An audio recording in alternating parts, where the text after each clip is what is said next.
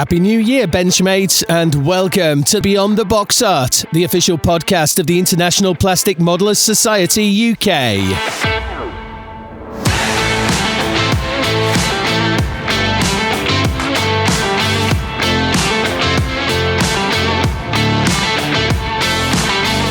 Please welcome your host, Paul Pendleton-Brown, with Mike Baldwin, Dan Brazil, Shane Cowie, Mark Housley, James Nevitt, and Paul Wong.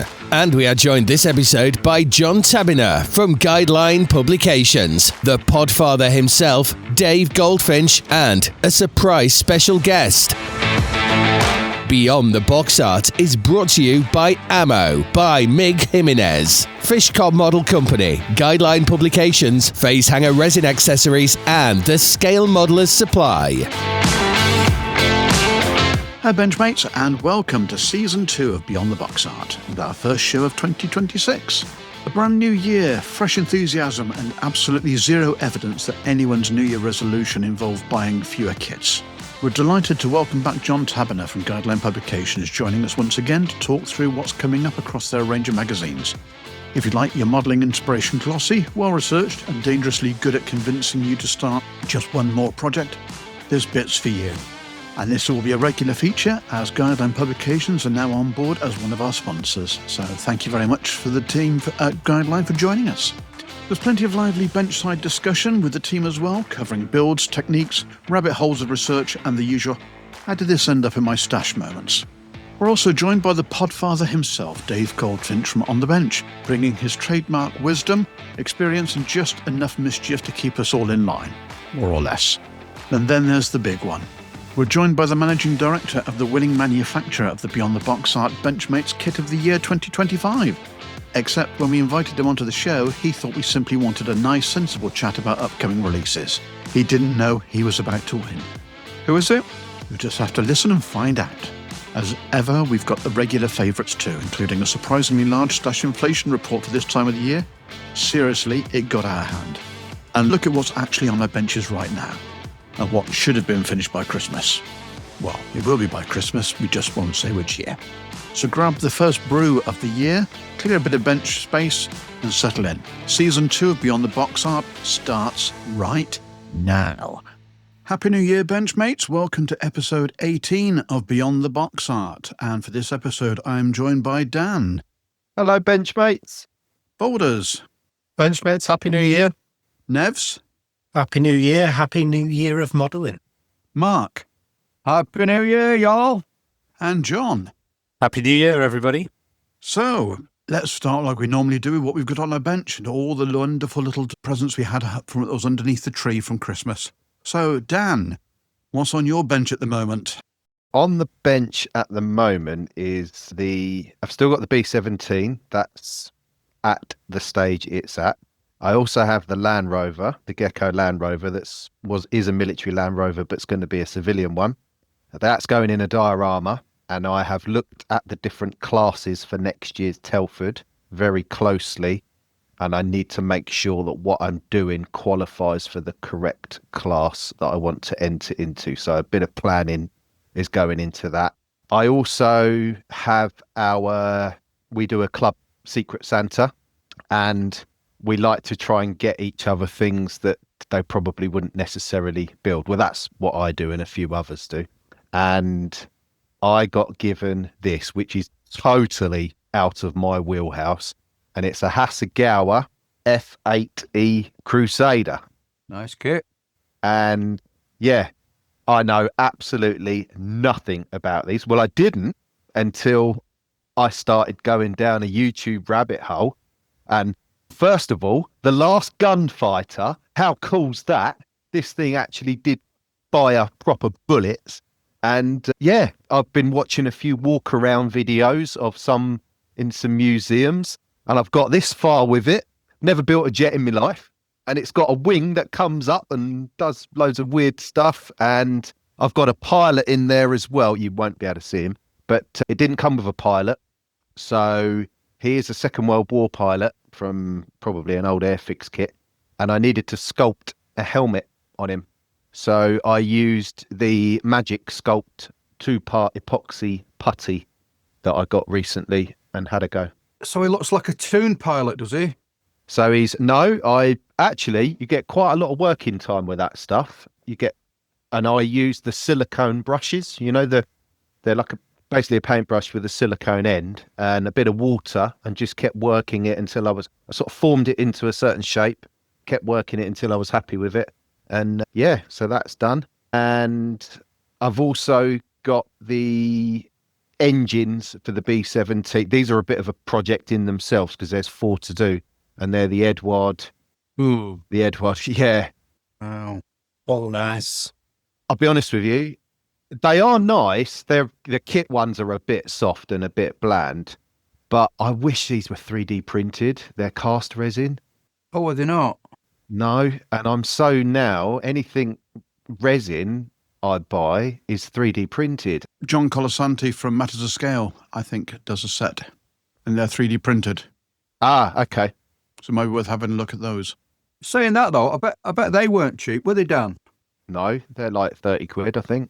35 quid for them. And I've got the metal undercarriage gear for it as well, because the HK undercarriage for it is fully extended. You know, the oleos, are they called? They're fully extended. There should be weight on it, shouldn't there? Surely. Yeah.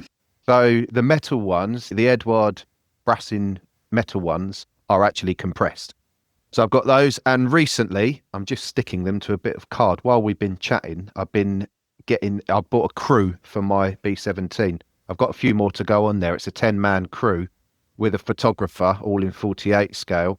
And they're 3D printed, and it's the photographer taking a photo of the crew. So they're going to be standing.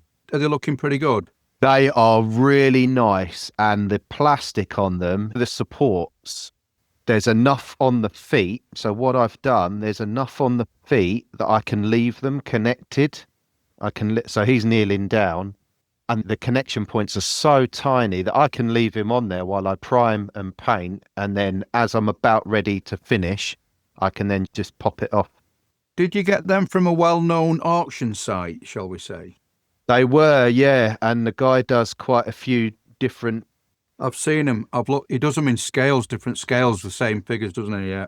Different scales. He does RAF. He does this sort of generic photo guy, a crew having their photo taken. He does a crew riding jeeps going out to the bombers.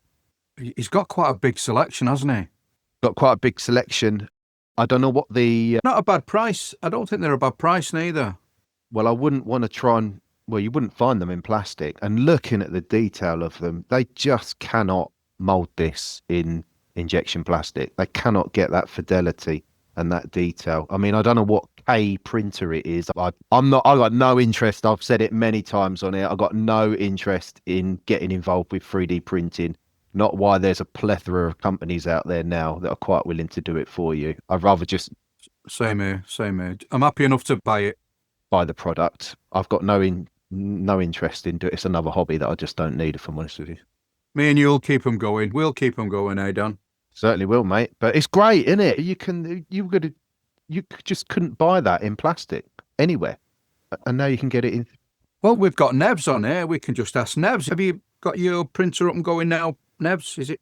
Oh, well, it's a miss. So problem is, it's an open air. It's not like, say, Brownies, which is an enclosure. So it's open to whatever the air wants to do to the filament. You can address it with dehumidifiers using desiccant, which is what I'm doing.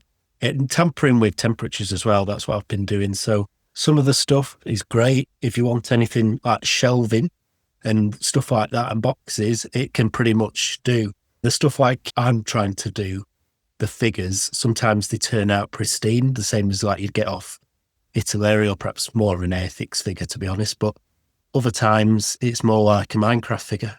So it's hit and miss, but the good thing is when you're missing, you're only wasting a few pence worth of filament. Yeah. Well, yeah, so that's where I'm at. And present-wise, I got the Airfix Liberator D that I wanted, and I got the Tiger book from the Tank Museum that they did, Story of 131. So, yeah, really happy, really. Fantastic. And what have you bought yourself? Not much, to be honest with you, recently. Oh, actually, I did get a bottle of I don't know if this is new or not. It's the Tamiya Mark Fit, but it's the super strong. It's good stuff. It's, yeah, because I love Tamiya decals for their colour and the schemes, but I know they are a little bit thick. I've never had a massive problem with them, but I'm going to give that a go on them. I got that this week. That's the odorless one. I was going to say, yeah, this new non-smelling extra thin. So what's the verdict? Tamiya taking the joy out of hobbying one step at a time. Ice and a slice, or? It has zero odour. It's quite remarkable. And it still behaves exactly the same as the extra thin. I tried it, and I think it takes a little bit longer to set up and kind of dry out than the extra thin. Yeah. But it's still pretty good. I joined a couple of tailplane pieces together. Yeah. And I was looking at them and looking at them and looking at them and thinking, is that still kind of wet, that glue? And it actually dries with quite a kind of sheen to it. Okay. But my advice would be be very sparing with it, because it is really thin, like the original stuff. Yeah. And it does seem to kind of it seems to be more aggressive as well. I'd be interested to see what other people think. It glued the tailplanes really well, but I was a bit worried that I'd put too much in, and I hadn't, and I've been quite abstemious with it. So yeah. So John, can you do that? Can you do that thing where you get the two parts, you glue them together, and then you squeeze and unsqueeze, and actually make your own filler out of the plastic? Have you tried that? Does it do it? It would. But based on the way that the plastic oozed out from the sort of attachment lug of the tailplane, I would say that yes. Yeah. Brilliant. Okay. I'll get a bottle of that. Yeah, that's on the list. I'll get one at Bolton. That's exactly what I plan to do. Okay then, moving on. Boulders. What have you got on the bench? A 1 to 350th German pocket battleship. Weren't you doing something else last time? I'm waiting for a sprue replacement. Oh, yes, of course you are. I was given an Academy one, and there was some aftermarket in it. The difference between the two is quite surprising. So that's the Academy one, and that is the Trumpeter one. And the Trumpeter one's longer, so I measured it, worked out the calculations, and the Trumpeter one's accurate. So where Academy got their size and dimensions from is a bit weird. So, yeah, I've cracked on with it, done all the sub-assemblies. They are the same scale, aren't they? Ball 350th. Wooden deck is on.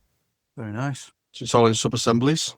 And it's going to be done in the scheme that she was in for the Battle of the River Plate, where she was actually camouflaged in the version of Battleship Grey and Olive Green, which is obviously olive green.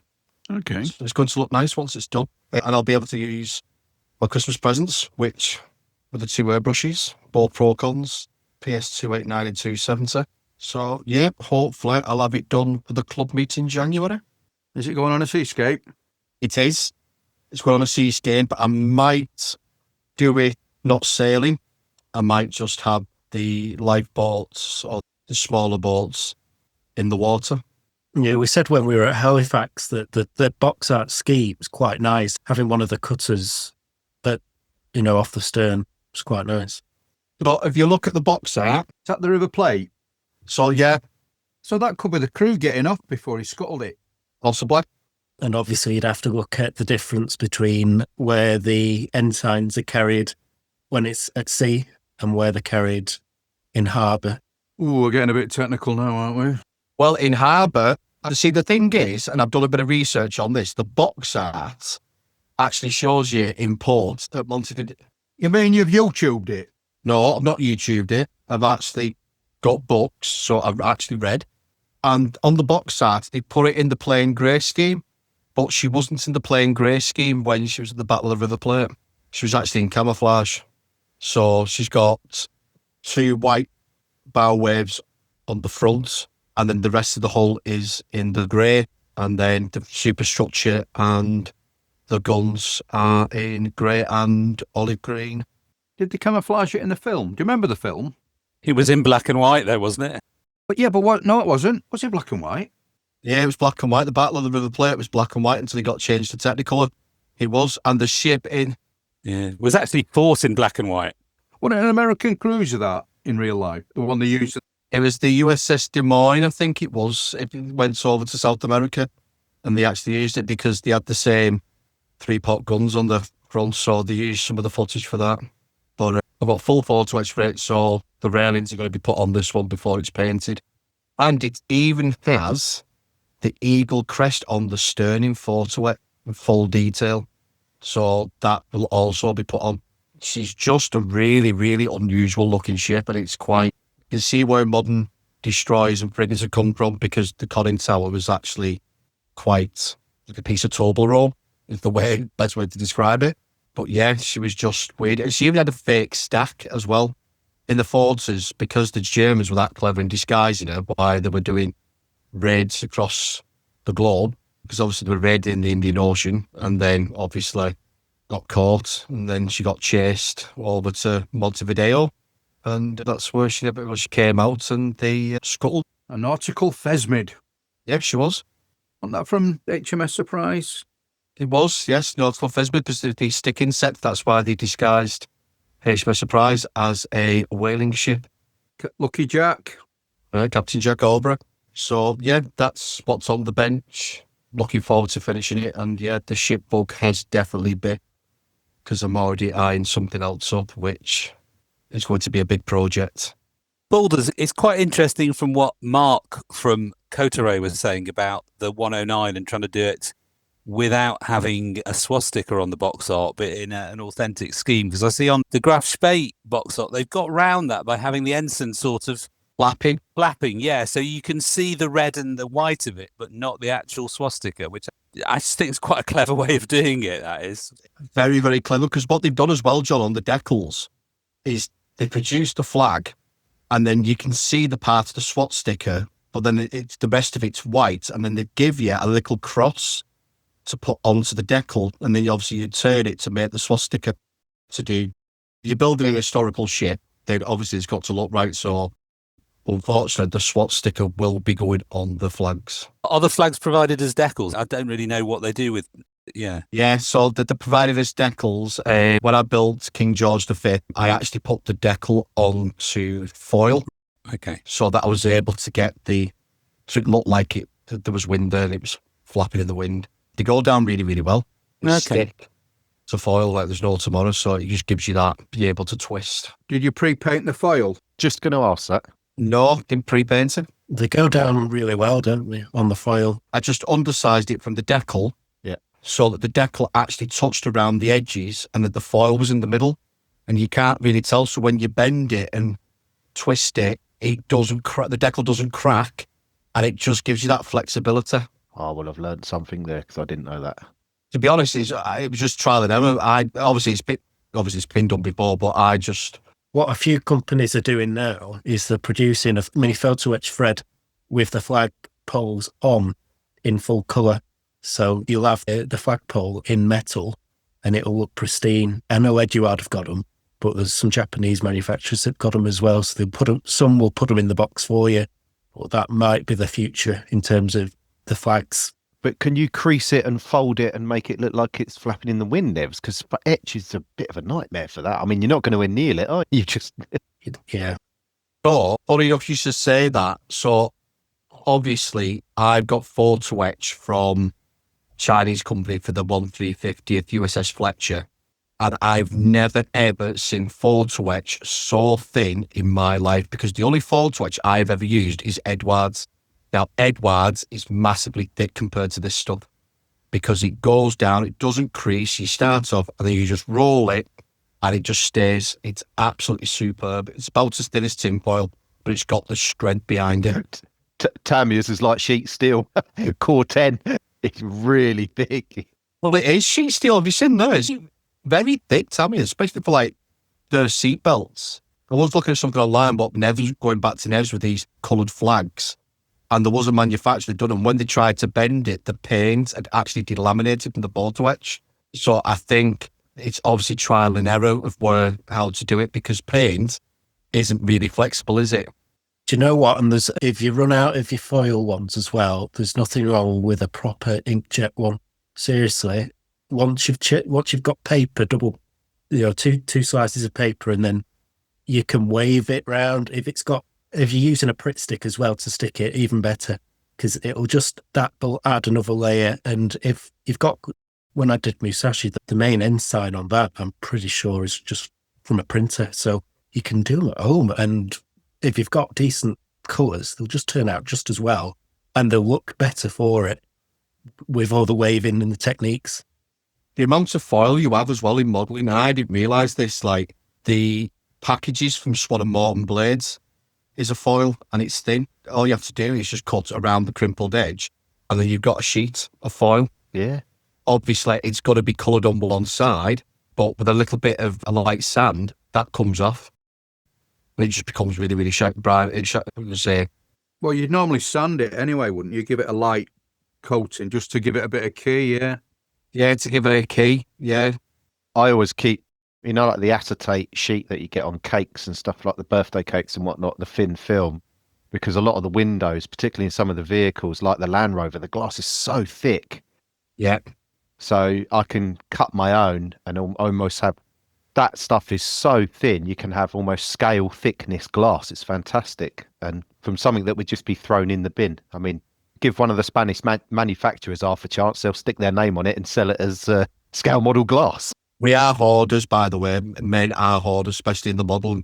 They go, that'll be used for something. And then it sits in a drawer for a decade until you finally need to use it. And you just find that you've hoarded a lot of stuff. Well, I just made some cables for the B-17. There's a white, I don't know if they're power cables that go from the Norden bomb site to the Bombardier's control panel. And I had left over from a job when the first fix electricians had gone in and they put the phone line cable in, and electricians are notorious for not tidying up all of their cut-off cables on a new build site. So I went round and picked all of these different copper cable lengths and bits and pieces up, and phone in this country, for our international listeners, phone cable, the internal of phone cable is perfect and it's really bendable and it holds its shape as well. Fantastic stuff. So yeah, always pick stuff like that up. Okay, so the other thing you mentioned in that, Boulders, is a large project. What's the large project then?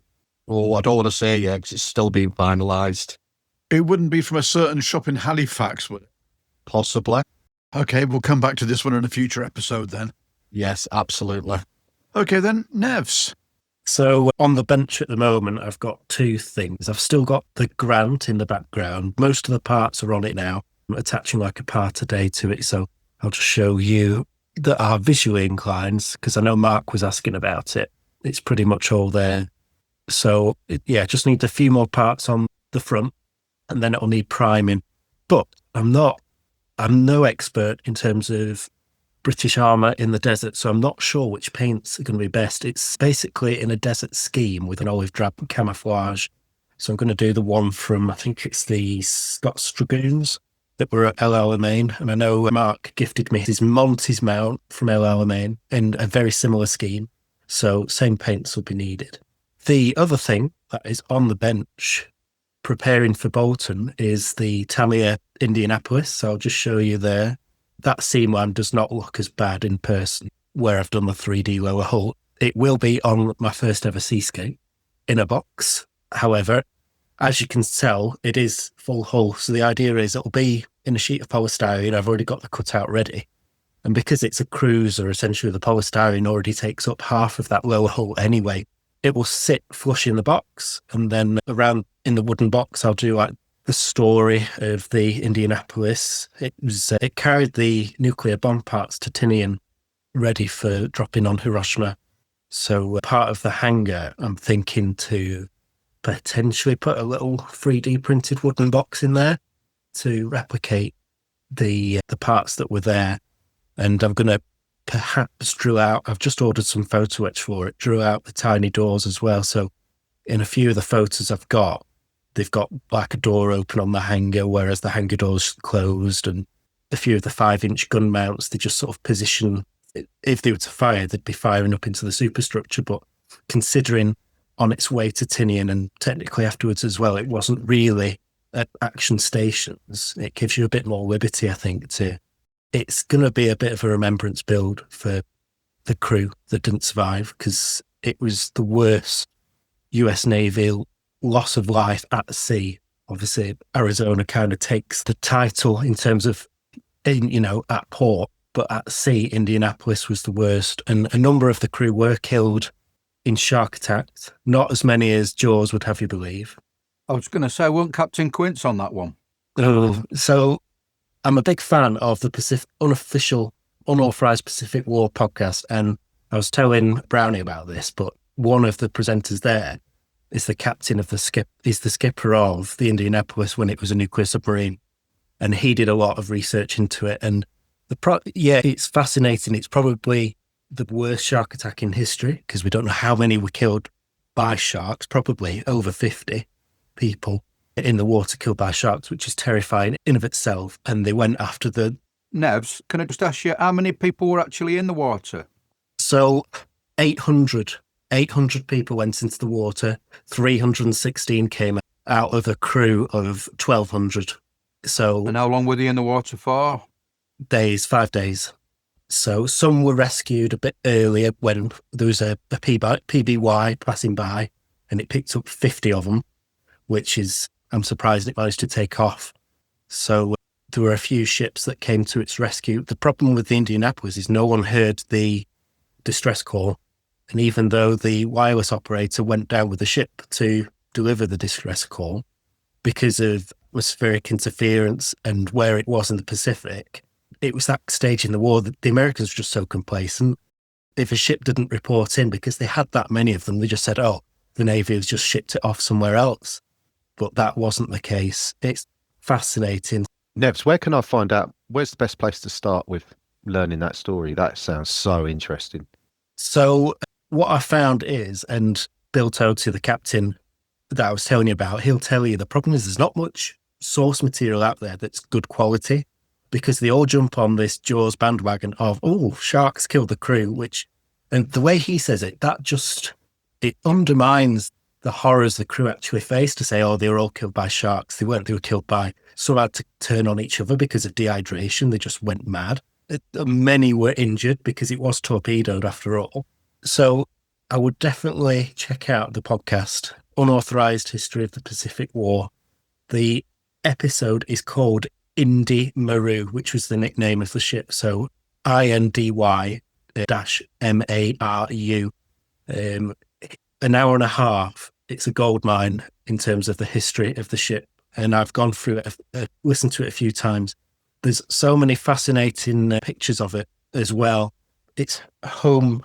It's de facto home in terms of where it kept getting refitted so many times throughout the Pacific War is Mare Island in California, and they took pictures every single time it was in harbour, including as it was being outfitted to take the atomic bomb parts just before it picked them up. So there is plenty of source material online for looking at that. So like I say, there's going to be parts of the build which will be a homage to those pictures. Like I say, I'm going to have one of the 5-inch gun mounts pointing upwards as a reference to that. I'm trying to put a lot of thought into this one because, it's a really important, really interesting ship. And obviously I know we've gone on a bit of a tangent. Is it one of the wrecks do they know where it is? Have they found it, yeah? Yeah, they found it. They found it. Nevs, didn't the captain get court-martialed for it and then later exonerated after he killed himself? Yeah, fascinating. So basically, I'll cut it short because we're not a history podcast. They weren't zigzagging. That could be the next one. They weren't zigzagging, which you probably know is the common way that you would avoid submarine interception. It was not a clear night as such, but there were bits where the cloud cover broke. So basically the Japanese submarine, very late war, obviously, we're talking 30th of July, days before the atomic bombs dropped. It managed to get this break in the cloud cover, the I-58. And so, of course, the US Navy said, why weren't you zigzagging? Well, he'd just sped run across the Pacific. He made a time record, I don't think it's been broken to date, of the time from San Francisco to Pearl Harbor. Did it in 72 hours. The average speed that they were going at, it was crazy. They were also under an order to conserve fuel because they thought they'd have to invade Japan. So they were told to slow down for that.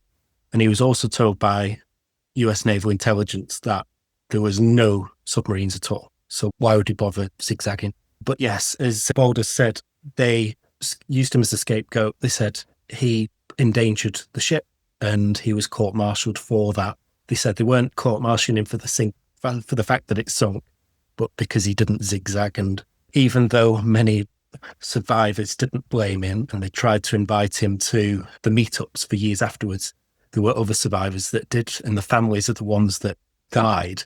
So the survivors normally defended him, but the families are the ones that didn't. Not the letters that he'd receive were awful, and that's what led to the suicide. But like I say, Captain Toti, who's on the podcast, he leads the exoneration in 99, and he does the research, and he says there's nothing that Captain McVeigh could have done to avoid that sinking that night.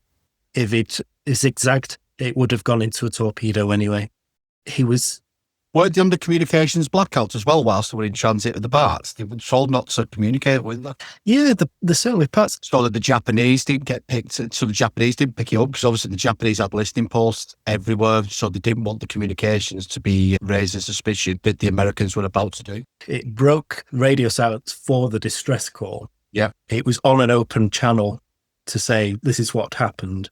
And Captain McVeigh, he was actually unconscious at the time of the sinking, so he couldn't have volunteered to go down with the ship. I know that's seen as the romantic thing to do, but it was held up in his trial that, you decided not to go down with the ship. Well, actually, he was unconscious, and so on. One of these other officers had to get him off. So, yeah, that was a very long history lesson on what is. What was that podcast called again, Nevs? The Unauthorized History of the Pacific War. I think it's one of the earlier episodes, but like I say, Indy Maru, and the co-presenter is fascinating in terms of his naval history and his experience. Does sound interesting, that. What a story. Yeah. There is a film with Nicolas Cage in it as well. And the film's quite good. Oh, is there a film? Nicolas Cage plays McVeigh. Oh, it's quite a modern film then. Yeah, USS Indianapolis, Men of Courage, it's called. From what I remember, I've not watched it in years, he does play a pretty good rendition of him. It's one to watch as well. It's amazing the catalyst that a plastic model kit can Oh, God, yeah. send you on a little discovery, a little history lesson. It's great, isn't it? I've been watching Vietnam, the guys that flew these Vietnam and all the rest of it, or wherever it was, and you're just like, this is nuts. I didn't know anything about this, I think the research is a big part of it. Well, it is for me. I enjoy looking at finding stuff out. I think sharing that as well. Sharing that is just as important. But then when you're doing something where so much of what we do is a killing machine that has killed or people have been killed inside, when you are following a specific story, or, me with my US bomber crews and stuff, it honestly, some of what I read about, it really does bring me to tears. My missus be like, yeah, you're right. It's like, yeah. This is more vivid than any film will ever do when you're reading the history about what these guys went through, whatever it is, whatever battle, whatever war, whatever conflict. And I think if you're going to do it, it does deserve to be done to the best of your ability, as a modeler, to do the subject where someone has paid the ultimate sacrifice. It's up to you to do it as good as you can do it at whatever stage you're at in your modeling journey, So yeah, it's quite an important one. It really is. What I've been spending my money on, and the problem is I do get invested in these stories. So I've picked up the Revel, Bismarck and Tirpitz, and I've got to show you two because I know our listeners can't see, but the box arts on both of them is just amazing. That Bismarck, but more important, Tirpitz, they managed to scoop this off King Kit. The box art on these is just second to none. And like I say, you get invested in these stories, and the books you want to pick up, you're thinking, I'm going to spend more on the books than I am on the kit. But at the end of the day, yes, the killing machines, like you say, Dan, and perhaps Nazi weapons of war, and they're involved in various things, but there were people behind them, and finding out, yeah, they might have been on the wrong side. Of course, you don't condone anything the Kriegsmarine were up to, but like the terror that those crews must have faced, particularly at Bismarck, when it's Rodney went up against Bismarck, and when they went to sink it, the crew cried. I've got a book on it. It's absolutely fascinating, and it's told by a German sailor. And they said when it came through on the tannoy, that Rodney, they absolutely cried because they knew they were in Yeah. They were point blank. They said when it came in, because the Bismarck was built like, they were both built like a tortoise. They got to point blank range after wiping out its main and secondary guns. And essentially the turrets of Rodney and the other battleships and cruisers that were there, they didn't elevate. No, they didn't. They were straight. Zero elevation. It's like something out of the 18th century. And I know the survivors were treated very well by, I think it was Exeter that picked them up. But I think Exeter picked them up and a couple of destroyers picked them up. But the reason they went at it was because obviously they'd sunk the pride of the Royal Navy, which was HMS Hood. Yeah. And Churchill was absolutely fuming over it because he didn't want it to go because it was due a refit. And once we found out that they lost the Hood, he just lost his temper and said sinker. Yeah. So that's when if it hadn't been for that lucky swordfish getting the rudder, I don't think they'd have caught her because she'd have been in Brest. So yeah, there's so many stories to it. I mean, Tirpitz is my favourite. I just love the Queen of the North. The thing is, though, Mike, as well, she would have been gotten eventually. If it had been gotten eventually, even if it was by her raid dropping bombs when she was in port in Brest. And also, Nevs, you've got to remember, them guys, they didn't think they were on the wrong side. No, of course, but the main point I'm trying to make is that, yes, there's sides to things, and not everything's black and white. I think you're right there, that some were obviously drafted and they didn't have that much choice, and they just sort of took what they made the best out of what they could. Considering they fought hard. Yeah. They must have realised that the regime they were fighting for wasn't... Not everybody was a card-carrying member of the organisation. If everybody in your town or your village is going, you don't want to be the one who gets who gets presented with a white feather. Where's your uniform? Why are you not in uniform? So you just went and let's just get this done, get it over with, and I just want to go back home to... And as varied as we all are here sitting, you imagine that across a crew of a ship or a crew in a tank or a crew in a bomber or a group of guys at a fighter base or wherever. You get every different personality, and everybody we might have all been trained to do the job that we've got to do, but we all deal with stress very differently and we all react to situations differently. So, and you get that, you don't just get that on British or Allied stuff, you're going to get that on the other side as well. You are going to get the lunatics that are fully paid up and well into the whole mindset of the thing. Oh, absolutely, yeah. And that is the human story about it all. That's what all of this ultimately comes down to, is we're trying to tell... You're telling it to yourself and to people that want to stand there and look at it and talk about your model. You're telling the human story at the end of the day, aren't you? Downfall to Bismarck, though, was Lutyens, because he was a very, very arrogant person that just thought that Bismarck was invincible. It had really good armour and everything else. And obviously he went down with... That wasn't the captain. Wasn't that an admiral? Was that? No, he was an admiral. Lutyens was the admiral. But then that's the mentality of the regime boulders. They were told that they were the best. They were told that they were the best and that they were superior. And this thing was going to be done and dusted and quick. And it was the ultimate mess around and find out, wasn't it? And then suffered the fury, the wrath of Rodney and King Josephine. And if you look at the images of the wreck of Bismarck and you see the main armoured control centre, you'll see the 16-inch shell went in and there's nothing on the other side because it just blew the panelling out at close range, like you say. Guns weren't. And the good thing about Nelson and Rodney class was that obviously all our main armament was at the front, so the main 3 turrets, but our secondaries were also impressive because at the back she was a behemoth. The concussion and the kinetic energy that must have gone through people. Well, one of the stories that was fascinating, I think it's either behind C or D turret, but when, all the crew that are in the bowels of the ship and they realise that they're going to go down, there's just hundreds of them straddling behind this, because obviously the barbettes are quite well armoured. They're taking cover behind this barbette and they must have been terrified. They'd left battle stations. They're literally just in a fight for survival. It must have been terrifying. You know, Nevs, you did a really nice little chat there. It was really good. I enjoyed that, mate. Thank you. In that case, Mark. What have you got on your bench?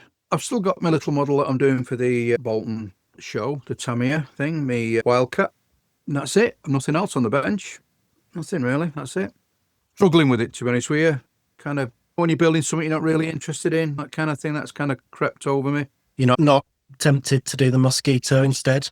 I don't know. I brought it up just in case, but it's time's passing, and I struggle with the advanced modeler syndrome. Where I think, oh, I'll just do this and I'll just do that, and before I know it, It's 5 weeks to the show, Mark. 5 weeks under. well, I'll do one or two things. I'll either miss it or I'll do it. It'll be done for Sunday. It's one of them for me. Crazy, but that's it. That's pretty much it on my bench. Okay, and I'm just looking at my watch and just thinking, this is going to take a while. What have you been spending your cash on then? What little I've now got left this week has been a little bit of a bumper crop. So I picked up the Tacom Henshaw 129B2 with a B3, which also included a 48 scale Panther tank Oh, hello. by Tacom. I know. A 48 scale? Oh, 48th, yeah. Right up your Strasser. oh my. Oh, the Goldilocks of armour scale. On the sprues, they look really nice. I've not seen any reviews or I've not seen anybody build any anywhere, but that's... Don't bury that too far in the stash. I want to have a look at that one. No, you're welcome. And then also I picked up the Hobby Mark 1 Hurakanski, as well as, just because I've been doing the Wildcat, because I've been kind of researching, it's it's a Mark 6, which I think is the FM2, which, after the, yeah. So I don't know why, a little 144 Marauder, simply because I ended up buying the big Marauder as well from ICM. Hold on. The 144, is that Hobby Boss? You have to do it in perspective. No, it's Academy or Minicraft as it once was. Oh, okay. Yeah. Cute, nice little thing. And last but not least, well, not last, the Hamden. The flying suitcase. Lovely, really nice. Again, looks great. It is stunning. I'm pretty sure there's probably one or two people building it already on YouTube to get it out there quickly. And I also picked up a new little toy today, I think that's how you say it, the event. You need another airbrush like a moose needs a hat rack. Moose need their bag. I know, I just like to, and it was a good price. Yeah, it was a good price. It's it's 40 quid off it if you want to. What's the needle size in that, Mark?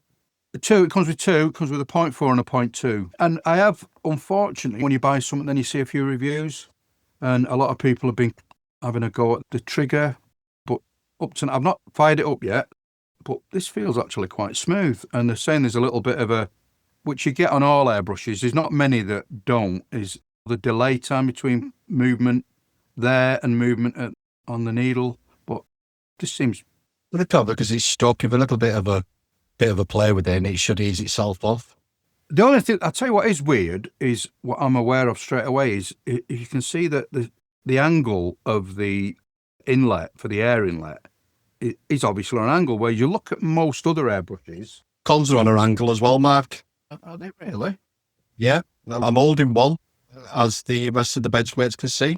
Well, generally, Iwata and Steenbeck, all the other sort of big names. Oh my God, he's painting that. The straight. I think when it's angled, I think it's better on the hand than straight. Mark, you haven't left paint in your airbrush, have you? All the time, mate. I let them dry and everything, yeah. That's why he's got 32 airbrushes.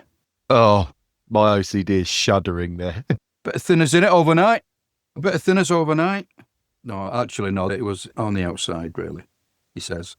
I've actually been on holiday once, and I came and I had some MRP in it. It was black. And I'm looking at it thinking, oh, God, no, what have I done? And I just went, and it sprayed. I couldn't believe it. It actually sprayed. Still going. But yeah, so I'll be probably having a play with that at some point. Good grief. So that's been I'm glad the wife doesn't listen to this, because otherwise I would be in Doo-Doo Street. Oh, I'll send a recording for the new year. That's me done. That was quick, wasn't it, for me? For you, yeah, I know. Blimey. Okay, John, what have you got on your bench? I've got a couple of things at the moment, actually. I'm still fighting my way. Well, I say fighting is the wrong word. I'm still working my way through old school Dynavector Vacuum de Havilland Hornet, which is slowly taking shape. And it's Masochist. It's the second time I've built one of these, so I know what I'm in for. So you know the pitfalls. Yeah, but it's had corrected wings with the raised sections inboard of the engine nacelles. The engine nacelles have had the eyebrows added, very, very slight eyebrows for the Merlins, which... When you say corrected, John, do you mean you've corrected them, or is it something you've bought? Is it like an aftermarket thing? No, that's old school plasticard super glue. The whole scratch building kind of thing, yeah. All right. Where have you corrected it? So I don't. Yeah, this will be for the listeners. This will be edifying. In between the engine nacelle and the fuselage, the forward section above the radiator is actually slightly raised on the real thing, and it's quite hard to see in pictures because it's a very smooth kind of profile. But when you get the light on it, you can just see the back edge of it. And it makes a big difference on the actual model because all of a sudden it's quite a smooth airframe. It's very aerodynamic, but it shows up very clearly. So they've been added. The radiators themselves, actually, it's hard to show.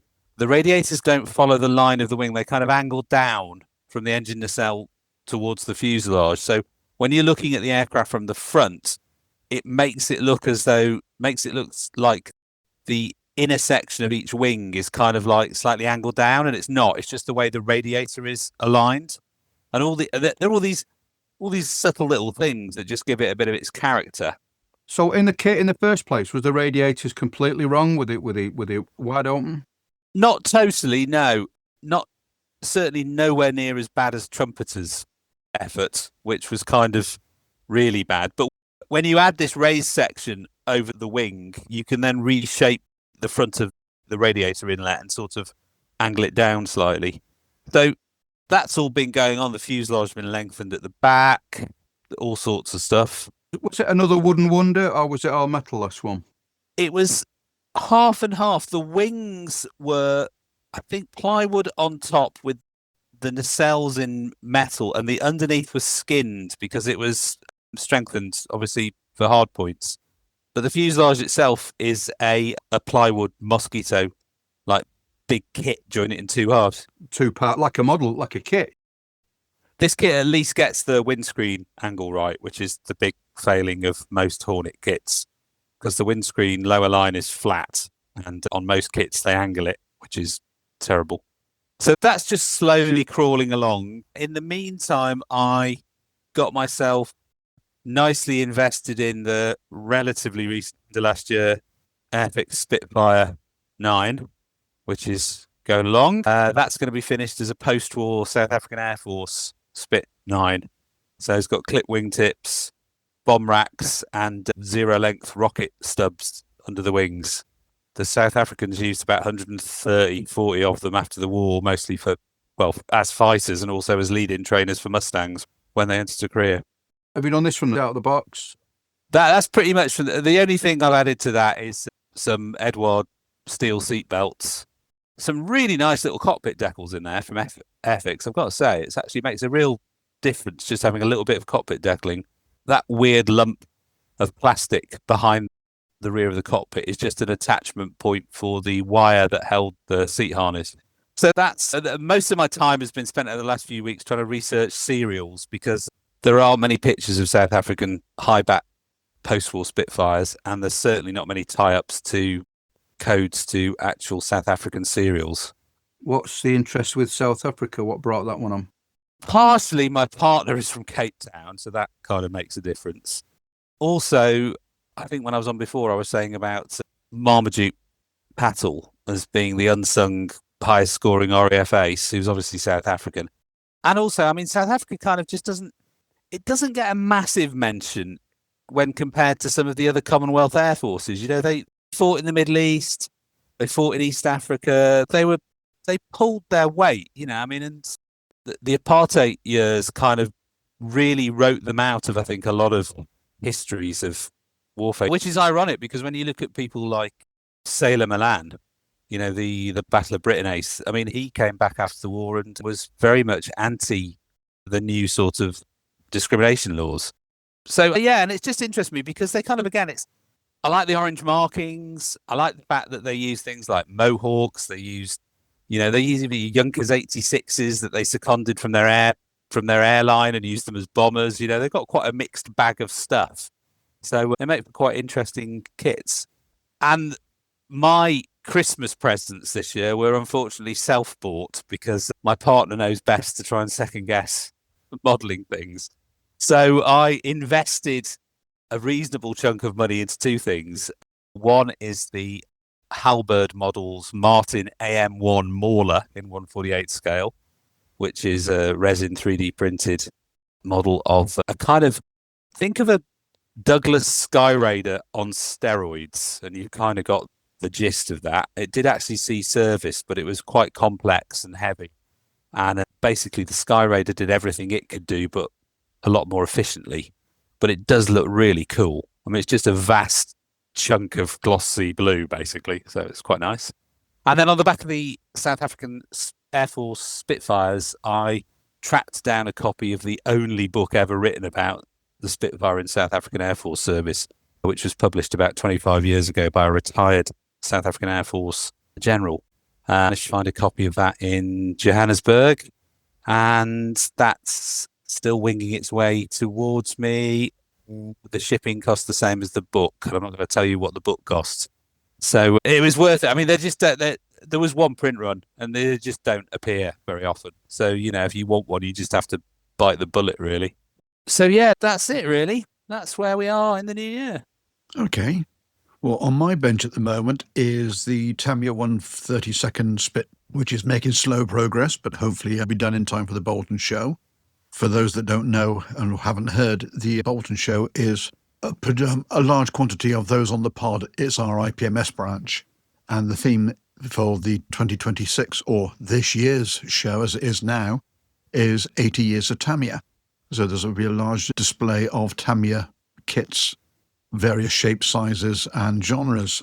Hopefully that'll be done in time, but because I have just changed jobs as of the new year, as of today, I'm now working for another company, and the airfield I'm now working at had a proliferation of Spitfires. So my purchases have been an Airfix 1/48 Spitfire 12, of which is the only kit that's actually got the squadron that was based at Aberporth in the box, which was 595 Squadron. So if anyone's got any Spitfire 12 decals lying around for 595 and they don't want them, please, I need some other 595 markings for the stash. Also bought the new Airfix Spit 9 because they had some LFs and HFs of the 9 variant there. I'm probably going to regret this, but I've bought myself a Magna Models Miles Master 1, which I think is going to be quite a challenge to actually try and put into some resemblance of a representation, but to get a 1/48th Master, it's not a lot of options on the list. Also a Special Hobby Airspeed Oxford, which they used as a hack down there, and a Mustang 1, which was a really unusual bird that 595 operated. But so that's been my purchases as well, along with some Meteors. I shan't say how many I've bought. How many? 5, 4? Yeah, second number. Oh, nice. I've got 4 of them. Yes. Whose kit is the Mustang 1, Brownie? Academy. It's Academy, yes. Is that the Accurate Miniatures Reeboks, presumably? Yeah. Okay. Is it the 86 Air patch it was originally designated as? Yes. Or the Mustang 1 in RAF service. But it was literally the very first airframe that 595 had for a while. So slightly unusual scheme, but hey-ho. Anyway, whilst we've been recording this, a message has just dropped from Airscale with some interesting CAD work. They are looking at a conversion set for their 1/32 Typhoon, which they're releasing as a limited run with the car door as the out of the box. But they have put the CAD up. They're not saying they will or they won't do it, but for a bubble top conversion, which I think personally is a much better option shape-wise. It's the best. It's the better looking Typhoon. Didn't Airfix do the car door? Not in 32nd. They did them both. They did the bubble. Oh, There's 1/24th. No, in 24th. bubble top first and then the car door. Yeah. Of which, for the car door, the best car door option is the ice cream rather than the actual Typhoon. Oh, God, here we go again. The dad jokes. Well, I borrowed your book. Anyway. I told you to keep that a secret, Brownie. Oh, sorry. Anyway, so yes, Airscale's just announced that. So I've just shared that on our Facebook. So if you want to have a look at that, more than welcome to obviously have a look. But that's it from my side. So with that, we will have a short break, talk to some of our sponsors, and then we will actually speak to one of our sponsors.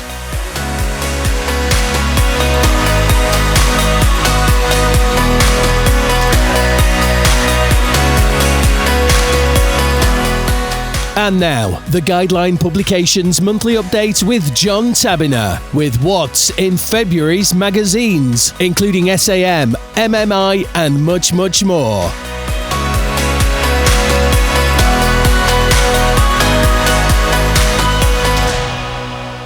Right, a new section of the show. We are going to have a spotlight from one of our sponsors, which is Guideline Publications, talking about what's coming up in the upcoming issues of the magazine. And so, obviously, this is the reason why John is with us for this episode. So, John, over to you. Thanks. Thanks very much, Brownie. And we'd just like to say how pleased we are to be sponsoring Beyond the Box Art. We've watched it grow with great speed and rapidity, and we're really pleased that we can hopefully help you carry on with that. Thank you very much. It's much appreciated, and it's a mutual from our side. Yeah, well, thanks. It's nice. I have to say, one of the things that we kind of appreciate is the fact that it's, although the reach is international, global, as are the reach of magazines, it's kind of nice to have a particularly British slant on things. And I think that's something that, especially with scale aircraft modelling, that we've always had that kind of English sort of quirk on, or British, I should say. Sorry, apologies to the other members of the United Kingdom. We've always had that kind of slight quirk about the magazines like that. So it's quite nice that this podcast is equally this side of the Atlantic. But what we're going to do is run through what you can expect to see in the February editions of the magazines, which will be coming out the week of Thursday, I think the 22nd of January. It's the Thursday before the Bolton show. Okay. The two main magazines come out, which are obviously Military Modelcraft International, MMI, and Scale Aircraft Modelling, SAM. Model Car, Truck and Motorcycle World will probably come out at the same time, and the other slightly more niche magazines will be out towards the end of the month, but probably around the 29th. Knitting and crocheting. Yes, that's one of the subscription-only ones that we do. Crochet Monthly. Oh, you got Mark hooked already. They'll probably get me to design that one as well. Sorry, mate. I couldn't resist it, honestly. MMI, Military Modelcraft International. The armour profiles in the February edition look at two of the US Army's first Cold War tanks, the M26 Pershing and the M46, which was the first of the pattern line of, I suppose, what would be called medium tanks, but became main battle tanks, really, when they were more fully developed. This looks at their initial kind of employment, and I think also their use in the Korean War. There are two builds of 135th scale models of these, the M26A1 by Ken Abrams, and Ilya Yut does a Korean War M46. If I had to put money on it, because I haven't seen it, I bet it's the one with the yellow glacis plate and the big jaws, because that's the only M46 that served in Korea. Anyway, we also have in 135th scale, I believe, prototype Tiger 1 from Matt Edwards. So that will be one for the Wehrmacht fans. And if you are more interested in small scale military modelling, a United States Marine Corps island hopping LVT-4, and in 148 scale, Tamiya Joseph Stalin 2, the IS-2 by Ramon Segara, which I know Ramon's work, and it would be a fantastic looking bit of modelling, that. Moving right up to date, in 135th, Meng's Black Panzer Pard, finished as a Ukrainian version, tasked with defeating Russian drones, is in the magazine. And then there's a debut this month for a new chap, Sean Pecker, who has a Rolls-Royce armoured car serving in German Southwest Africa, which is now Namibia, during the First World War. So again, that's quite a nice little niche bit of modelling and an area of the First World War, theatre of the First World War, that's perhaps not as known as it should be. And finally, Tamiya's brand new 148 scale Leopard 2, the A7V variant, is built and painted by Rob Riezzo. So that's the lineup for MMI. There'll be all the usual things to go with that. Fantastic. And then coming out in the magazine that I have a little bit of involvement with, scale aircraft modelling. My aircraft in profile in this issue is the North American AJ-1 Savage, twin-engine United States Navy nuclear attack bomber from the late 40s and early 50s. That was a weird-looking machine. So, very weird, man. Is that the one that the biggest one to take off from an aircraft carrier? Yeah, pretty much the biggest operational aircraft to run off an aircraft carrier. It was a mixed power. It had a turbojet buried in its rear fuselage with an air intake on top of the fuselage that opened when it was required. And basically, the bomb bay was built to take the early mark of a nuclear weapon, the Fat Man style thing. So that was what they basically built the bomb bay around. Well, actually, they built it around two 2,000-pound bombs, so there's a bit of room, extra room. But yeah, massive aircraft. And two variants that are actually quite different from each other, plus the photo reconnaissance ones. Didn't Italeri do that in 72? No. Valom, I think, have done one in 1/72nd. Roden did one as well, I think, if I remember. Oh, no, sorry, that's it. I beg your pardon. Yeah, Roden did one. I don't think anyone's ever done a 1/48th one unless Collect Air had a resin one, because they probably went through the entire 50s United States Navy inventory. Of which the Savage wasn't the largest aircraft to obviously operate off of a carrier, which was a C-130 Hercules. Hey? On a one-off ad hoc basis, yes. It did something like 20 landings, so it still counts. In fact, I wonder whether it would certainly have been the largest, when it was the largest twin-engine reciprocating engine aircraft, though. Certainly bigger than a Mitchell. Yes. Just thinking that. Vigilante's big, but that's jet. It was as big as a Sky Warrior. It's got a look of a Sky Knight, hasn't it, with props? They all, I mean, all those last generation kind of piston engine aircraft all look, I think, really cool, because they know how all the aerodynamics work. They know how to fare in all the engines to give everything quite a sleek look. So you can get quite a bulbous aircraft, but it still looks quite nippy. The photo reconnaissance versions are really cool. The noses are just all over the place because they're camera noses, and they just look absolutely fantastic. Well, I'm sure the members of the Model Geeks will actually get in touch and say if we're right or wrong on that one.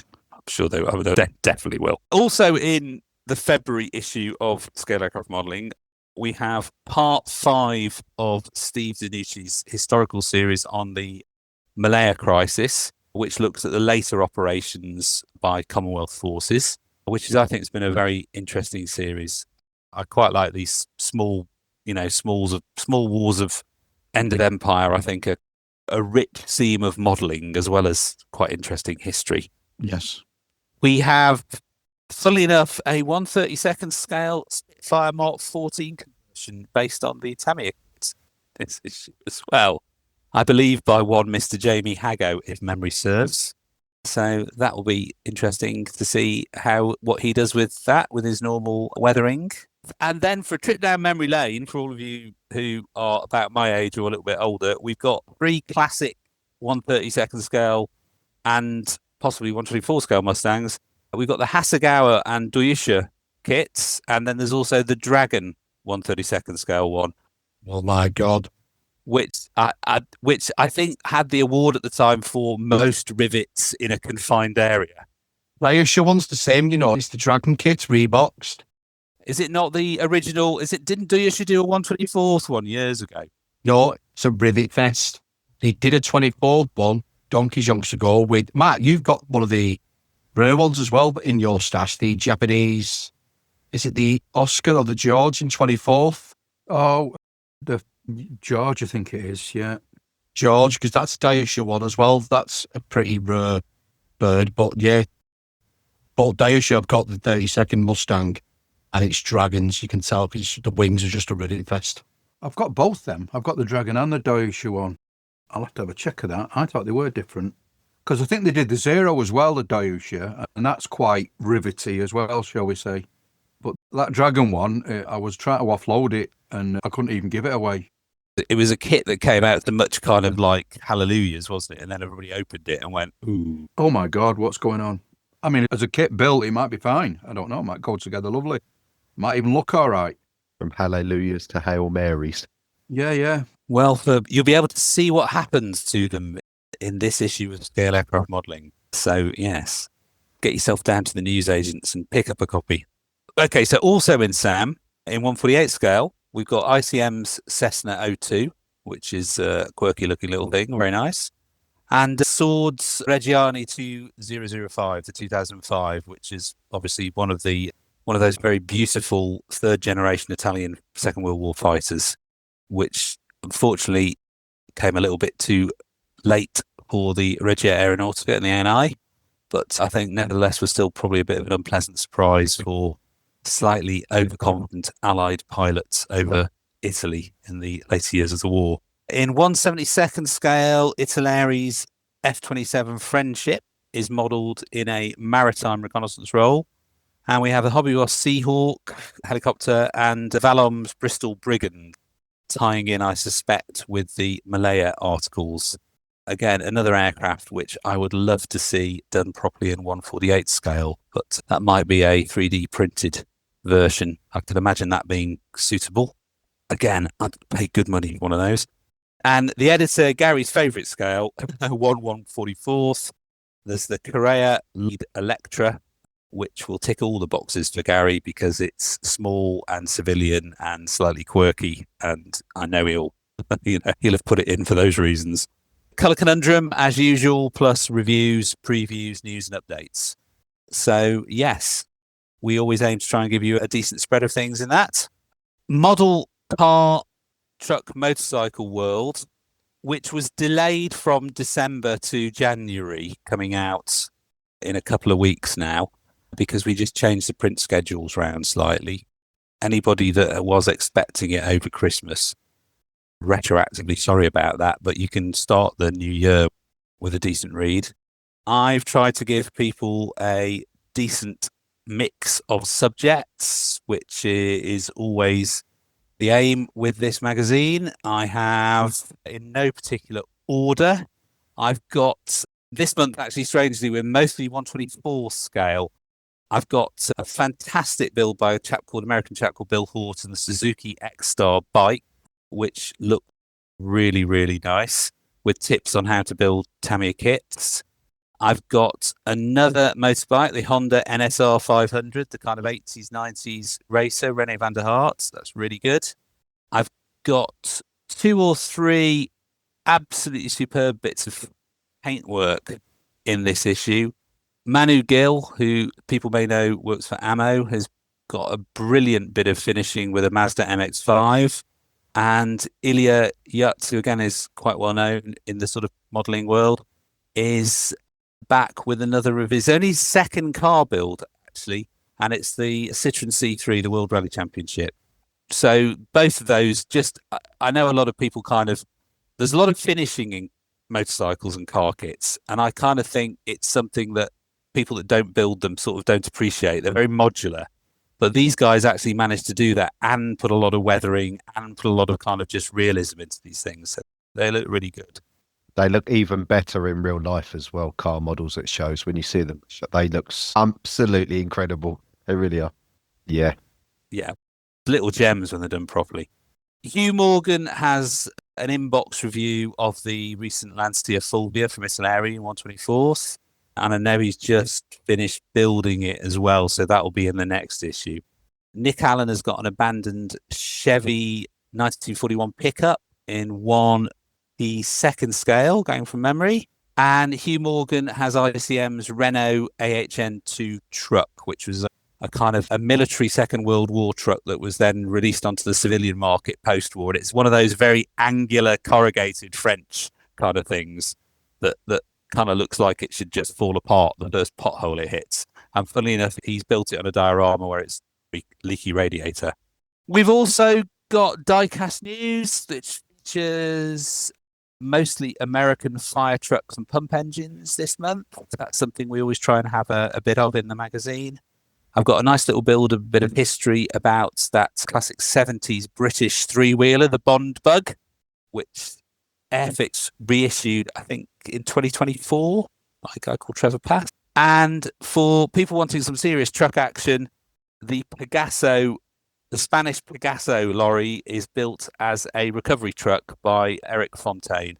So it's got a scratch-built recovery section at the rear with a truck lifter and a crane on it. That's a really nice bit of modelling. That's a 3D printed kit to which he's put onto a chassis and then scratch built things. I've also got a couple of other special little things in there, some not plastic models, which I shall leave the readers to find as a surprise in my attempts to encourage people to widen their modelling horizons. So hopefully those will go down well. And one last truck, another bit of classic 70s European heavy-duty motoring. The Volvo N88, finished to match the replica in a museum in Holland. That's by Dutch modeller Kees Kamp. So that's well worth a look if you know his work. He's another guy that will scratch build a lot of stuff. So hopefully that's enough for everybody in there. And then the final bits of the guideline portfolio are the railway magazines, which obviously has quite a faithful following. And I know there is a bit of crossover between plastic modelling and railway modelling, so it will hopefully be of interest to people. British Railways Illustrated has more pre-1970s photos this month, including features on WR Britannia's, the LNR D49 Class 4s, Clune Castle, Kenneth Gray's notes from the line side, as well as items covering Kyle of Luckhouse, Stratford upon Avon, and early diesels at Vauxhall. I will freely admit that I'm not quite sure what some of that means, and I'm really sorry, but if you're a railway modeller, hopefully that's really exciting. And you weren't reading that at all, were you? I wasn't reading that at all. And in other news, now the weather. And finally, Railway Bylaw, which features things like industrial narrow gauge railways, branch line scenes, and such forth, which include the final part of Mike Fell's piece on Longton. Nick Deacon has something on Leith North, and there are some other articles on North Woolwich, Toaster, Gleneath, and Silverdale. And my potteries brain seems to think that some of those places may be in the potteries, but who knows? Also, there's a free Modern Rail digital download as well, which will take a look at changing liveries and scenes on the central section of the West Coast main line. And one last thing to mention before you probably all, with relief, go, he's finished finally. War Paint number 151 will print in January, and that is on that British classic, the Andover. So hopefully that'll make a lot of people very happy. Oh, fantastic.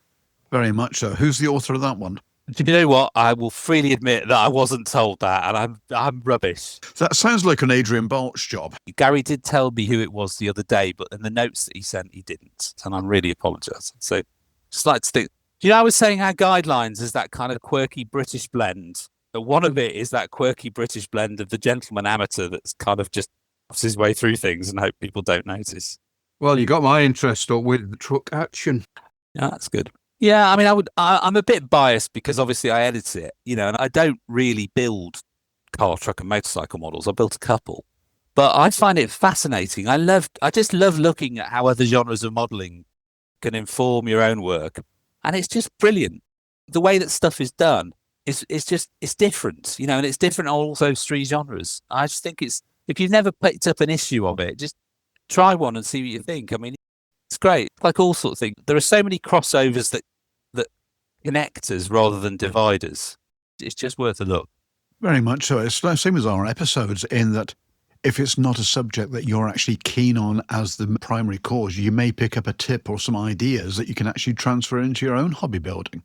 And I, for one, looking online, I take it most of these titles are all available online as well as at newsagents? Yep. You can buy them as digital editions, and you can find out how to do that at guidelinepublications.co.uk. And there's no tariffs on those? No, there are. Although it must be said that we are still shipping magazines to the States as efficiently as we can. So if you are a US reader wondering how to get hold of printed copies, please don't worry, they are still available.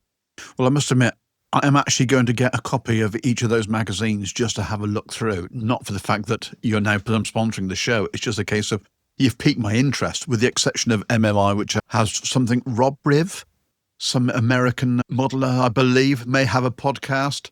I'm just busting his chops to actually quote him. I'm not just saying it because John's here, but MMI is my favourite armour military modelling magazine. It is superb. The production values in it, the photography.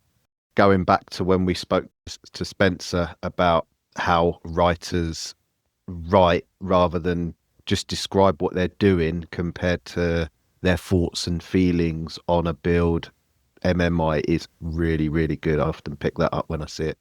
Yeah, I think fair play to the editor, Dave Grummett. He's spent a lot of time polishing and tweaking that magazine to get the best people in there, and it really does look good. And I know that I think AFV modelling puts aircraft modelling to shame many ways, because aircraft modelling is just starting to pick up some of the stuff from AFV modelling, especially in the finishing departments and aftermarket. But yeah, he really makes the most of it. And he's got a really talented team of kind of regular and semi-regular contributors. And he's a very talented historian.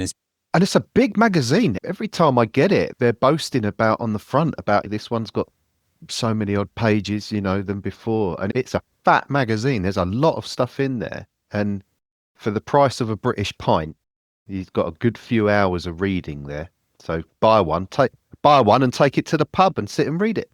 Well, I think depending where you are in the UK, it might even be cheaper than a British pint now, especially if you live in the south of England. It probably is. John. So yeah, we are really happy to be involved with this podcast. And if you can put it with me every once in a while, wittering my way through that, then all the better. And thank you.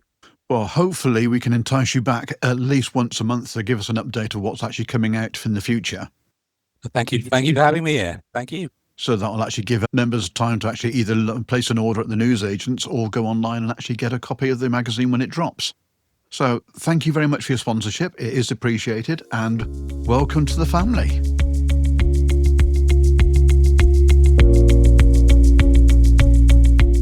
Visit scalemodelpodcast.com, your hub for the best scale modelling pods, because finding great content shouldn't take longer than hunting for lost photo etch.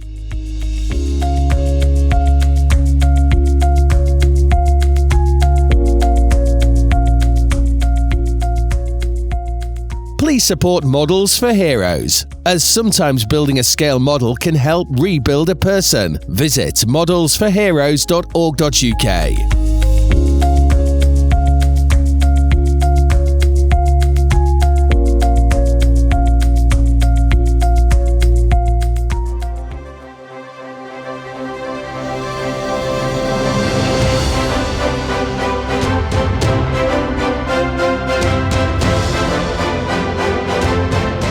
Welcome to Beyond the Box Art, Benchmates Kit of the Year 2025. And we're joined by the winning company's MD, who has no idea.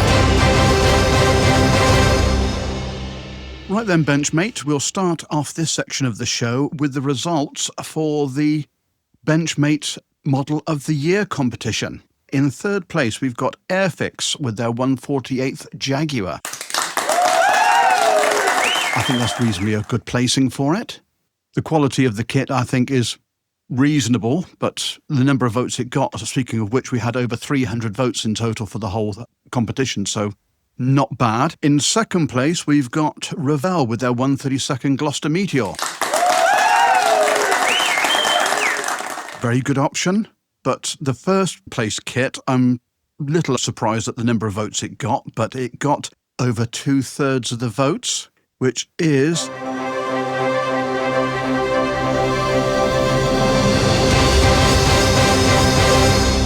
the Kotare 132nd BF109K.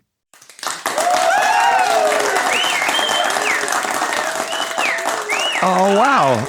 Oh, thank you so much. Oh, wow. Well done, Mo. That's great. Well done. Congrats. Oh, I'll pass that on to the guys. Oh, I can't pass it on to the guys until... Yeah, okay. Yeah, okay. You can tell the guy, but yes, that was the reason I messaged you this morning when I got the results in, is to try and get you on for this episode, the recording, because I thought I would really like to give you the result live at the same time as everybody else. Oh, I've got a little tear coming. Thank you so much to all the Beyond the Box Art Benchmates and to you guys for the awesome job you do. It was really good to meet you at Telford. Yes, that time seemed to slip by so quickly. I got there Friday afternoon. The next thing I knew, it was Sunday evening. We were packing up. Where did the weekend go? Yes, it was intense, but amazing. I loved my trip. Oh, well, listen, we're so thrilled about this. I know you guys are doing a fantastic job and you're audience is growing all the time. So we appreciate it very much. You're very welcome, my friend. There will be a little trophy coming in to post to you in the new year. We just got to get it made first. It's not a K4, is it? Stop it. I've got 700 of those in my spare bedroom. I don't need another one. But not got a gold-plated one yet, Mark. So No, that's true.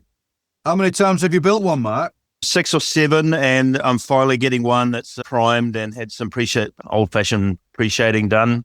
So I'm hoping to finish that over the holiday season. I'm just still trying to finish the PR Spitfire that I took to Telford, which seems to be moving backwards, not forwards, but it will get there. Okay. Have you got the canopy moulding sorted yet, or is that still a work in progress? No, that's all good. So they should be shipping as people hear this podcast. Oh, fantastic. Okay, and another little piece of news that you dropped on socials the other day, the Spitfire 5B is in production. Hallelujah. Once again, all I have to put on sackcloth and ashes and apologize for the delay.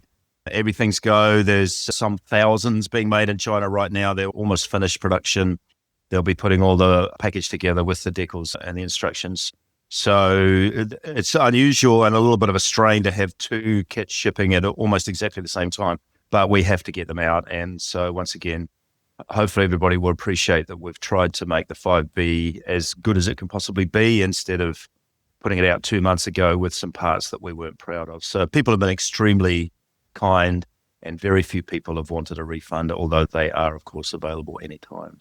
Yeah, thanks for asking. No problem. And is there any point in asking or even trying to tease out of you, is there any movement for a later version Mark 5B? I think Richard has a secret list of every Spitfire variant ever manufactured. Interestingly, I don't know if he didn't think I wouldn't want to do the PRs, but the PR Spitfire line, I believe, was my idea. That was one of those things that came out of some beers, and I believe it was my idea. But Richard's a Spitfireaholic, and he would do Spitfires till the cows come home, as we say here. So I think you can say, yes, there are plans. Whether there's drawings, whether there's metal, whether there's production is to be revealed. Okay, fair enough. Roll on the Mark 14. That's all I can say. Now, we've had this conversation, and yes, but there's nothing happening on Griffin Spitfires at the moment. I can promise you that. But it will. Darn it. Which is ironic because I've just changed jobs as this actually drops, and the airfield I'm going to actually has a proliferation of Spits. So instead of just a 5B, I now need a 12, I need a Spit 9 LF and HF, and I also need a Spit 14. Accelerate the production a little bit, be rather than appreciated. You'll always sell Spitfires, Mark. Oh dear. So obviously the weekend of Telford, and also with Scale, was it Scale ACT that you actually dropped the news of the Thunderbolts? Yes, it was, I think in retrospect, perhaps, well, it was an exhausting but rewarding thing to get our tiny group of people at 2 places at the same time on opposite sides of the world. We probably haven't marketed the hell out of that yet, but yeah, it was interesting at Telford. It was exactly as I thought. I put the 109 banner up and people were walking past going, oh yeah, P47. And then somebody looked around and went, that's not a P47. And then the buzz sort of spread from there that we'd announced 2 things in the same weekend. And so I actually took 3D printed fuselage halves of the one I need to our IPMS meeting last night. So that I'm going to put together about 4 fuselages, and there's a couple of very influential people I'm going to send them to. We've got time to get the shape absolutely right. And because we don't put engines in, although Radu has sneaked in a sort of vestigial engine into this one that just sort of forms part of the nose molding, which you'll see on the pictures of the cab when it comes out, or of the 3D parts. So, but I'm already getting messages from people who want to, know the dimensions to fit aftermarket engines. So those people will have their fill. So we've got time to take feedback and get this absolutely right. The CAD is finished, pending review. So I think we've got about an 8-week period to get feedback and then press the button on the mold making. The P47 is not as developed. We're about 3 months into that design, but Jason, who we got back from industry, he used to be a wing up wings designer. He's just charging at 100 miles an hour on that model. It's the CAD's looking amazing. And again, we've got really interested parties around the world saying, are you sure you're going to get this right? Do you know about this? I've got this drawing. And we're going, send us everything, because we don't want a priceless piece of information to arrive after we're putting the plastic in the box. You know how it goes. What brought the P47 on? What was the thought behind that one? We've got to try and satisfy an audience around the world, and we've looked initially very Spitfire centric. We were a bit of a one-trick pony for a while, and that's very British and Commonwealth. And then the Luftwaffe stuff usually is a staple. You know, every model company does a Messerschmitt and a Spitfire to start with. We looked at the P51, but, you know, there's P51s coming out from various companies now. And much as I love the P51 and New Zealand flew them, it looked like just a bit too crowded of a market.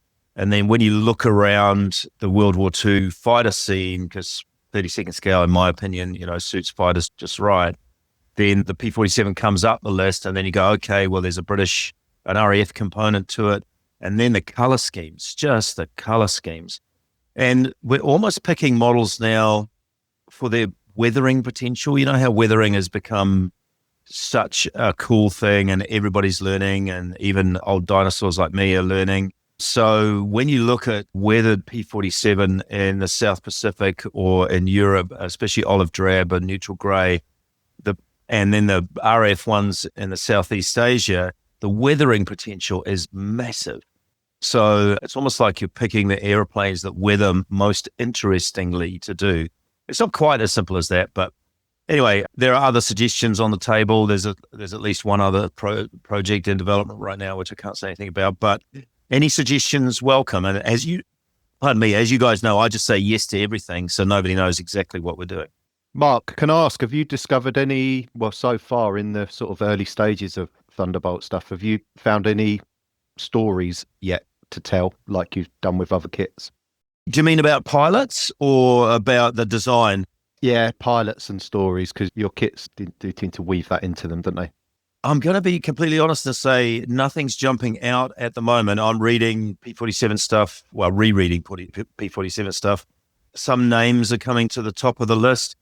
It's hard to know as a manufacturer. Do you go with the aces like Zemke, other well-known American figures, Zabreski, or do you find a moving story like our box art of the 109K? He's a guy that maybe, you know, nobody had ever really heard of. And do we find a really interesting aeroplane flown by a pilot that is not well known and then tell his story?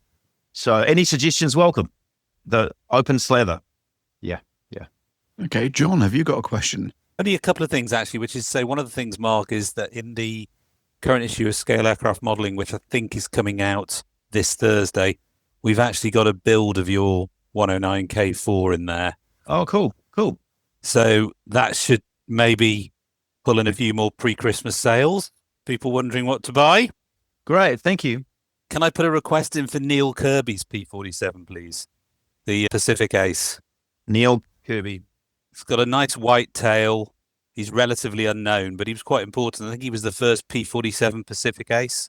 Okay. Ooh, good shout. Okay. I was just about to start reading one of the books on that campaign. So, yep. Okay. Duly noted, John. Thank you. Okay, Nevs, have you got a question?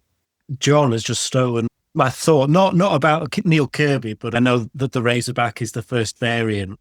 Have you got a timeline for when you're thinking of doing the bubble top?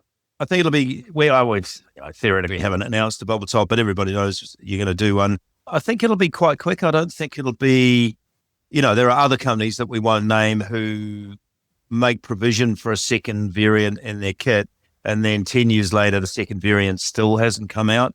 We won't be like that, partly because we can't afford to be like that. We need to maximize the mold. One of the things that Jason's working on really hard is how can we, it's not really a money thing, it's a how good is the build. We want to see if we can make the fuselage not put together, because that sounds simplistic, but really easy to put together without seam lines to fix. And then the option is, can we actually produce those fuselage parts that allow a Razorback and a bubble top without too much other mucking about with the fuselage? So he's got a really interesting technical brief from me. You've heard me rant on about surface detail. So we're going to work with our Chinese molding partners to see if we could do something new on the surface detail. But Jason is also tasked with making the fuselage multifunctional, put it that way. in a way that doesn't end up, I mean, we can all name kits where the company tried to do too much and then you end up with it.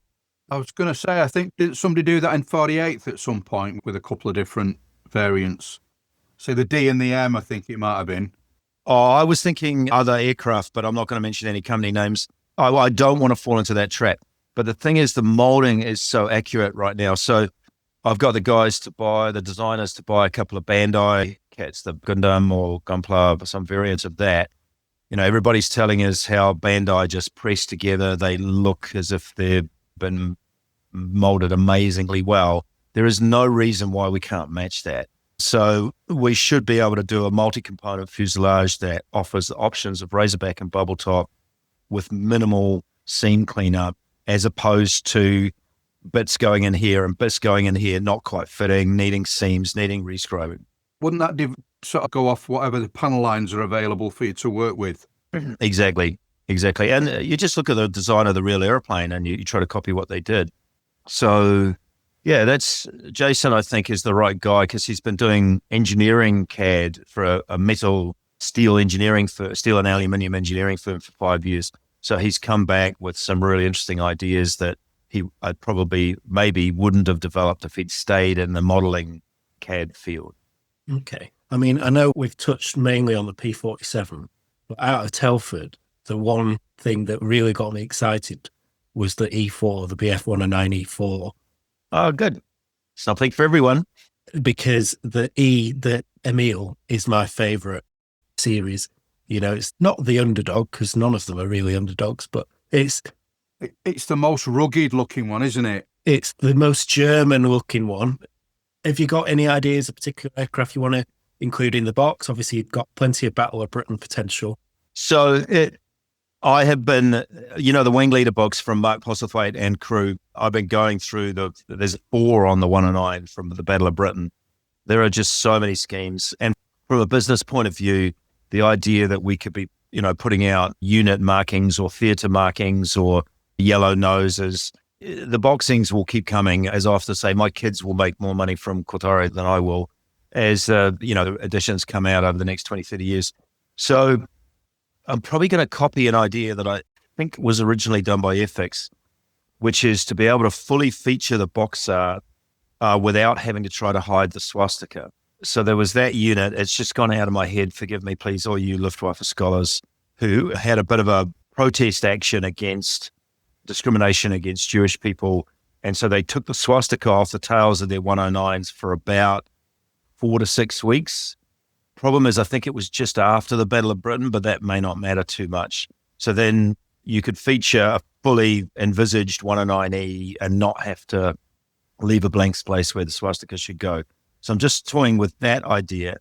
And then people, Helmut Wick, so famous, want an option that doesn't require airbrush mottling. So one of the fairly early ones with the splinter camouflage, the high demarcation line. To some people, those are the classic Battle of Britain 109, so mainly blue, light blue fuselage. So I think one of the options needs to be easy to mask and paint, and maybe even brush paint for those modelers who are brush painting, and then try to find something really colorful that people haven't seen too much of.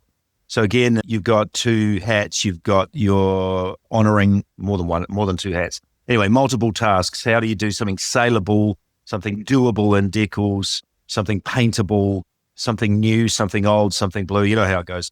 So still to be decided, and suggestions welcome. Would you include the bits for E7? Because it's not much difference. It's just the spinner and the air filters. So yes, but maybe not in the first boxing. So again, how do we sell kits? I think the E7 deserves a desert boxing.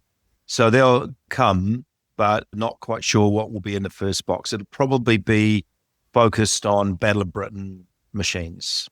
What you'll find is that paint schemes, and obviously you've got the yellow nose ones, which are iconic, even ones that are plain a fuselage, black spinner, yellow nose, black spinner. It varies not even just within the same Jagdgeschwader. It varies within the squadron, the Staffel as well. So for instance, I'm trying to recreate 9th Staffel of JG26, which is probably the most famous. German unit because there's so many aces, Adolf Gallat and some of the others. And even within the same squadron, you've got the plainer nose ones, you've got the full yellow nose, you've got yellow nose black spinner. So there's plenty of options there.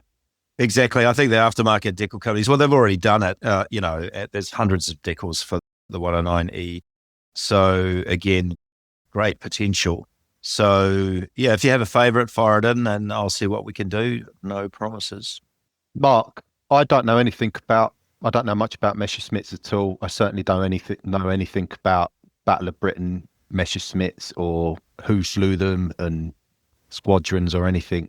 Do you have to take into consideration that box art to make someone like me go, that looks cool, I want to buy it? Absolutely. Every company does, whether it's, breakfast cereal or model airplanes. We got some lovely feedback on the PR Type A box art. I think Daryl's created a really outstandingly beautiful piece of art, and people are saying they're going to buy it just to get that piece of art. They're going to pre-order it to get the print of that art. I think Daryl's an awesome artist. I've loved everything. Sometimes though, there's, like any artist, there's one or two that have just a touch of magic, and that's definitely got it. I just picked up the print run of boxes yesterday and put the first one together, and it was like, oh my God, that's beautiful. Which is, that's really big-headed to say, but it is. At the club last night, everywhere was going, oh, that's amazing. So yes, we need to do something that will grab you. So what would grab you? I think colours, and I would probably... Action-packed.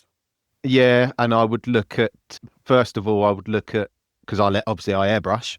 So I would go, right, modelling, how am I going to do that? Is that something I've done before? Yeah, I'll have a go at that. And I need to be able to tell that by just picking up the box, because let's face it, when we go to a show or a shop, there's 500 different models saying, buy me. From your point of view, you want me to go, yeah, you want my one, you don't want that one, you want this one. Yeah. Okay. The box art grabs me, I'll be honest with you. That's what always gets me straight away, the box art. But then also, Kotare's reputation now that's building, of building quality kits, great instructions, and a little slice of it for me. I'm so into, I love dioramas and stories, and that's why I asked about, I like to have a story and go, right, who's this fella? Let's find out about this. I like to learn. Yeah, I like to learn something, because that's part of that's that Apple experience, isn't it, that we all talk about. I want you, when I open the kit, I want to sort of go on a bit of a journey, a bit of a learning journey as well. And ideally learn something that I don't know anything about. Okay. I hope you'll find that all our products do that to some extent. The PR issue, we found out some stuff that nobody seemed to know. We'll put that in the instructions.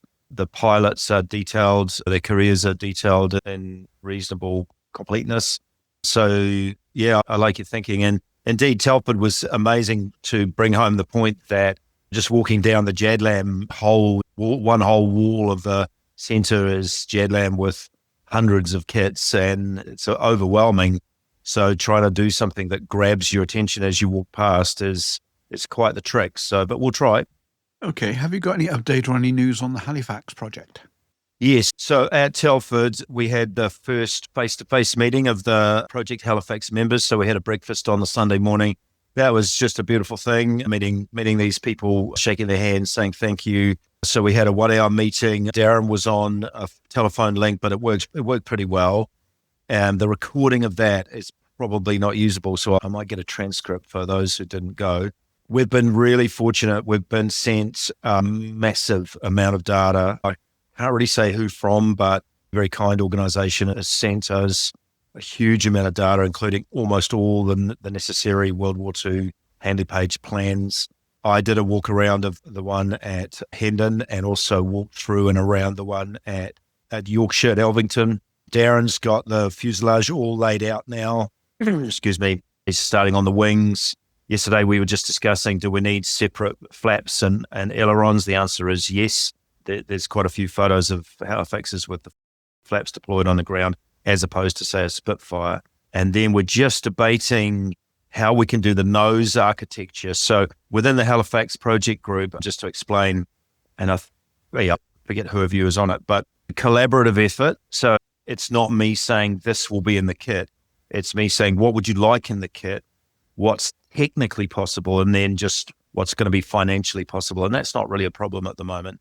So we're just working out whether we need to do a whole different nose for the Mark Ways and the specials, because they fitted the Perspex nose from that was the standard on the Mark III to quite a number of Mark IIs, as I'm sure you guys will know.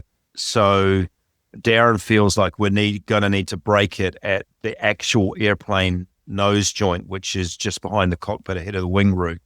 And then we're back into that. Can we do that in such a way that it's not going to leave an awkward seam that then ruins a bunch of the delicate detail? So that's not a final decision by any means. And as Darren and I were discussing yesterday, he and I debate the options. Then I take it to the group via our various media of communication, and we get people's opinions.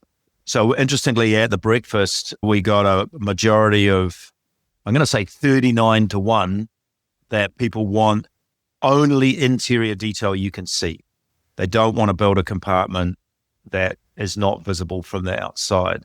And while that was just the 40 people at the breakfast, it probably represents the opinion of the whole group, but I'll go to the whole group and just confirm that. So this is how that project's working. It's like, I've got an idea how it's going to be, but it's already changed about 5 times. We're finding we can do more versions, especially something like the Coastal Command one, because that gives a whole new color scheme to add. And people are saying quite strongly they would not like that and like this. And so it's really a lovely process. So I'm not trying to act as a salesman. I'm just saying it was a massive risk for me to start this thing in this way. But I'm saying it's paying off, not financially yet, but it's paying off in terms of really passionate people getting involved, debating with each other, and then out of it will hopefully come an amazing kit set. Okay, you mentioned the Coastal Command scheme. Does that actually have an influence on the type of plastic or the colour of plastic that you use for the kit? As in, if you were to use a standard dark grey, is that going to be a pain for someone who's of moderate modelling skills to actually get a decent colour white to actually colour the scheme? Well, we're actually going to have robots that are just going to spray all the schemes for you. So you'll just order those colour scheme you want. So no, I don't think so. Not with the modern coverage of paints. So Matchbox, they went with the different plastics in the same package. As I'm thinking about that as a manufacturer, that must have been a manufacturing nightmare to make sure all the sprues were the colour that the designer intended, all within a kit. I know as a kid I loved them. Yeah, I know. Well, but on that topic, a second-hand shop in Auckland has just come into a collection, unfortunately, a deceased estate collection of 900 Matchbox kits, including some really rare ones. If you're anybody's... It's quite surprising how many they actually did, isn't it? Yes. So there's a lot of duplicates in there, obviously, but Constellation Hobbies, if you want to jump on and have a look, he's a nice guy. So no, I don't think it'll affect plastic color choice because we'll probably go with our standard mid-grey, but good question. Need to think about it. It does actually raise a point, Rum, you going back to the conversation about Gundam and Bandai, because they're actually, in some of their kits, they have multicolours on the same sprue. I know. How do they do that? Well, I said in an email to somebody yesterday, we're like David Bowie was a real musical hero of mine, and he had no shame about saying he was a magpie or a thief. He would just steal ideas and lyrics, and he would make a song out of a headline or whatever. And so as a model company, we are buying all the products of all the state-of-the-art manufacturers. We're looking at the good ideas. We're stealing what looks like it's going to work. We're trying to innovate ourselves. Other people seem to be looking at us, probably stealing some of our ideas. And that's how the industry works. I bet you're struggling buying 148 scale Halifaxes. Didn't there used to just be one? Yes. And that was potluck if you could get that one to fit. Whoever, I don't know the gentleman who was behind FM, but gosh, he deserves a medal. But because I think he was largely working on his own. And knowing the effort it's taking us to create a 48 scale Halifax, the fact that he did it, 28 years ago is incredible, really. If I ever see one, I'll buy it just for the historical value. But yes. I have seen a couple for sale now and again, and they do tend to get quite a few, quite high prices. Yeah, that may change when ours hits the market.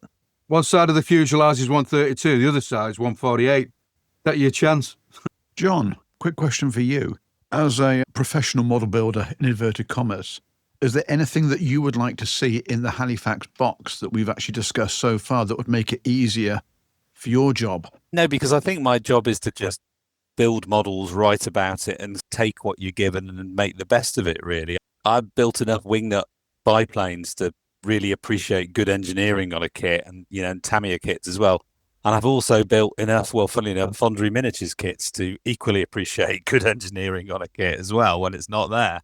Mark, are you planning on doing things like the civilian, the passenger, the Lancastrian, things like that? Funnily enough, at our club last night, a local modeler is 3D printing Lancastrian models, which is obviously based on the FX Lancaster.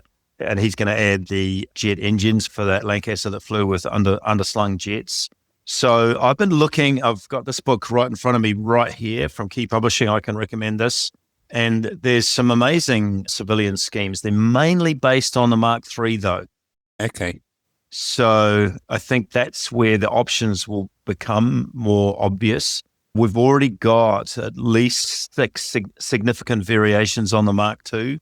So there'll probably come a limit, not necessarily financially, because putting in an H2S blister is not that expensive, but there'll come a limit to what can fit in an instruction booklet. And I'm famous for my verbose instruction booklets already after the Messerschmitt. So we'll have to be a little bit careful there. So the plan is to start with the Mark II, is it, and its variations?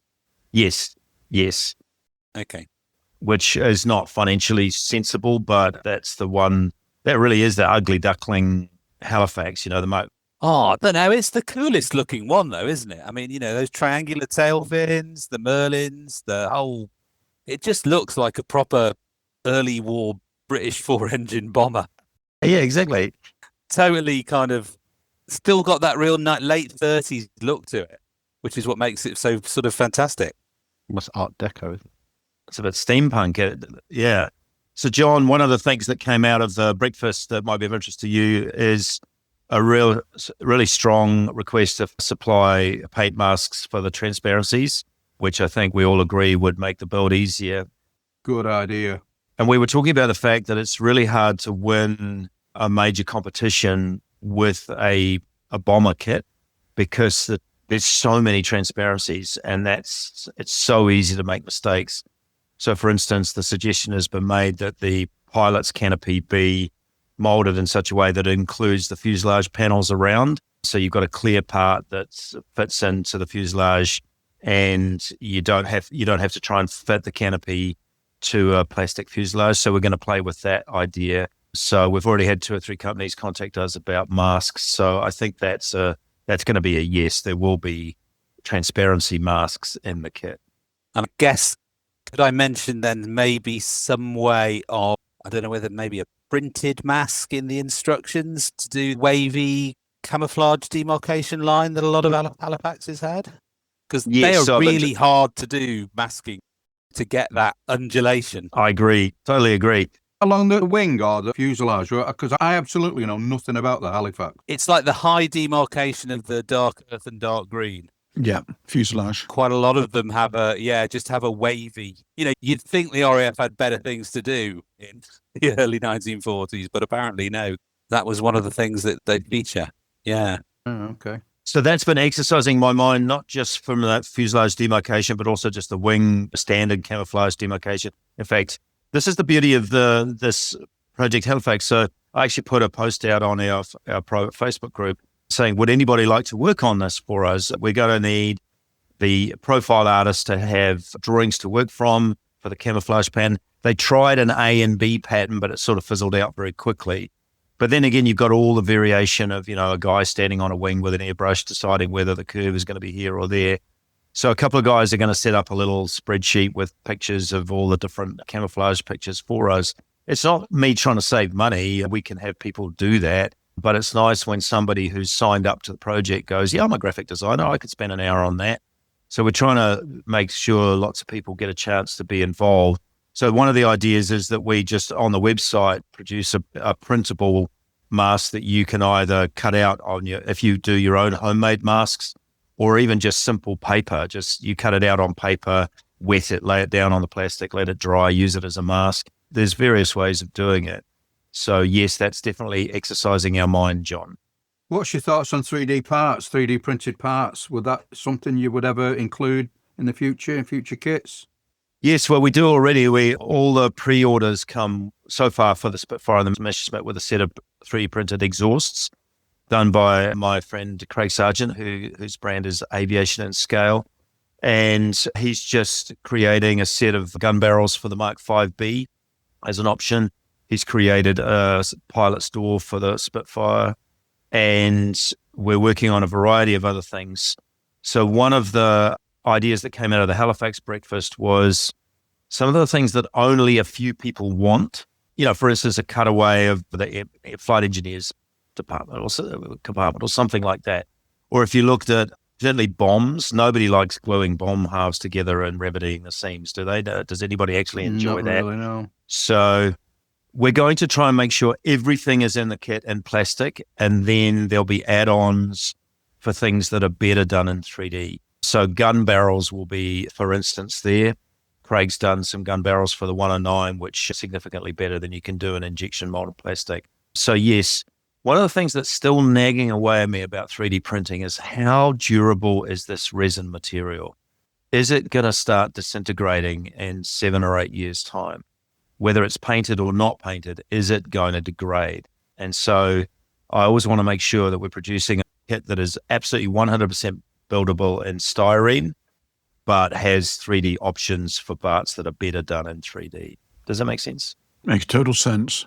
It does, but why would somebody think that it would degrade anyway? I mean, is there something in the makeup of the material that does eventually degrade or make it lose its shape or whatever, it could become brittle or whatever, or more brittle? There's some fairly well, I'm going to say rumored or publicized instances of older style resin kits that were poured into a mold and of parts bending over time, like heavy parts like wings, parts developing a powdery surface on them as the surface maybe oxidizes.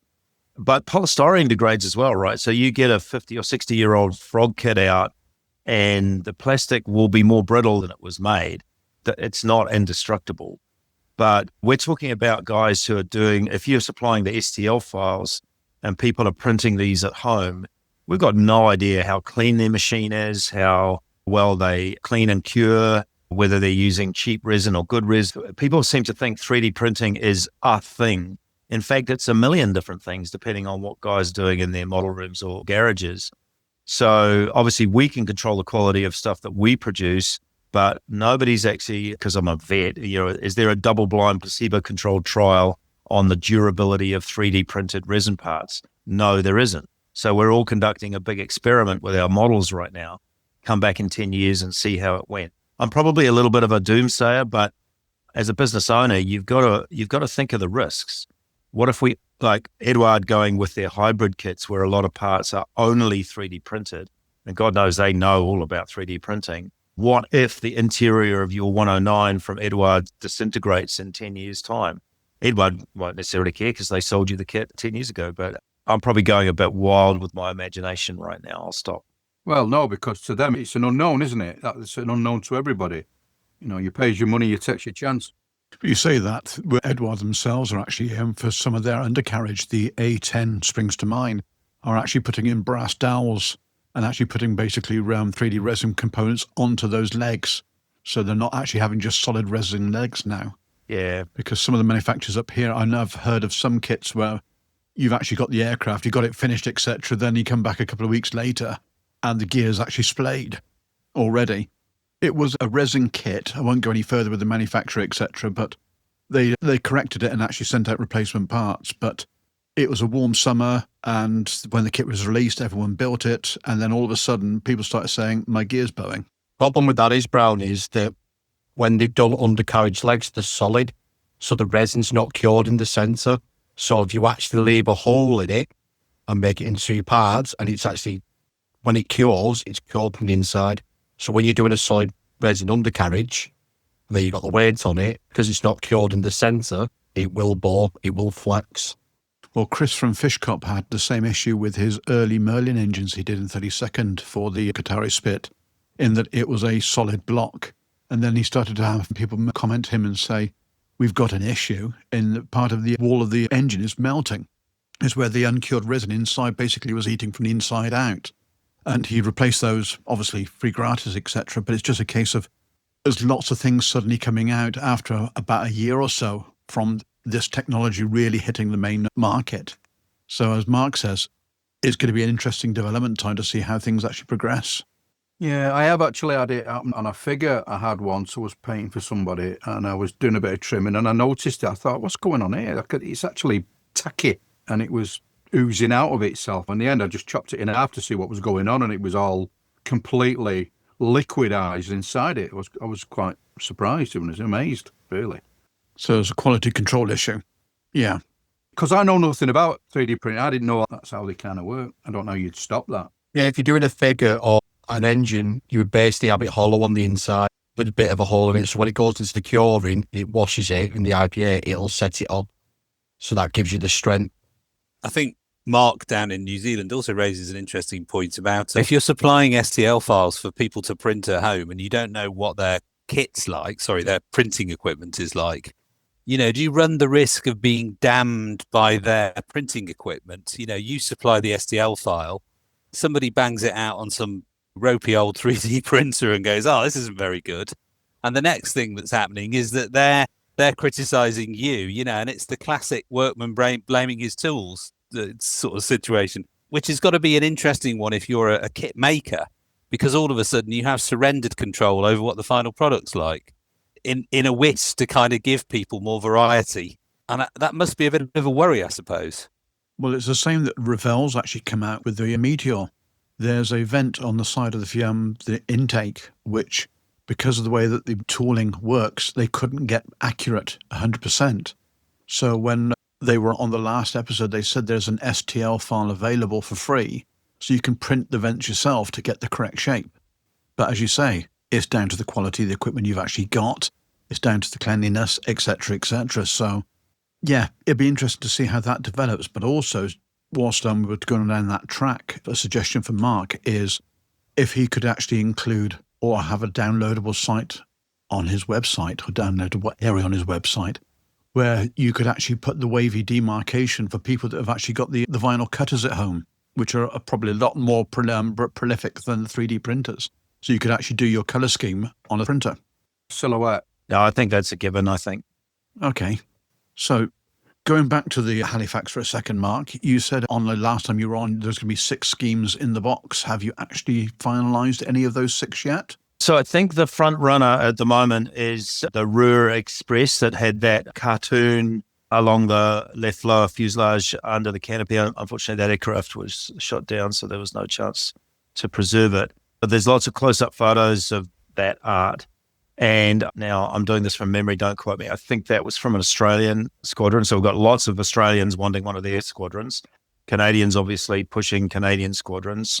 We've got a Coastal Command, lots of people wanting a glider tug or the one that dropped the SOE team that killed assassinated Hydrek. There's a lot of comment wanting that aircraft, which is fairly nondescript. It didn't have any big nose out or anything like that. So there's a sort of, it's almost like favourites for a horse race. We've got a front runner and then some ones coming up behind. Some people have sent details of their grandfather's one or their great uncle's aircraft, but out of that has to come some photos or something to tell us exactly what it looked like. Although, as people know from the Messerschmitt, I'm not totally tied to having documentary evidence. We can put markings in and people can make it look how they want, but the more evidence we have, the better. Okay. Now, sticking with markings for a second, is Sven from One Man Army in Belgium? Yes, I met Sven at Telford, a lovely man. Very much so. Have you reached out to him to actually look at putting masks of his quality into the box, or to actually supply so you can actually he can launch a deco range at the same time, or a paint mask range at the same time as you actually launch the kit? We had a quick chat at Telford, but as you know, all chats at Telford were quick pretty much. And we've got a brief email dialogue going on, so we're definitely in communication. Okay. So funnily enough, at the club last night, one of our very good modelers, about 8 years ago, he did his first, I think it was a Luftwaffe aircraft with paint masks. And he said, I'm never using a decal ever again. And then he sort of came hard up against the lack of masks for 48 scale and 72nd scale stenciling and other things. And then he was building our Messerschmitt last night. And I said, oh, so you painted all the dials on the cockpit instruments, did you? And he looked a little bit sheepish. No, I used the decals for those. So there's going to be still a place for decals. And we may well always provide all of the stenciling as decals for those that prefer that and don't want to try masking.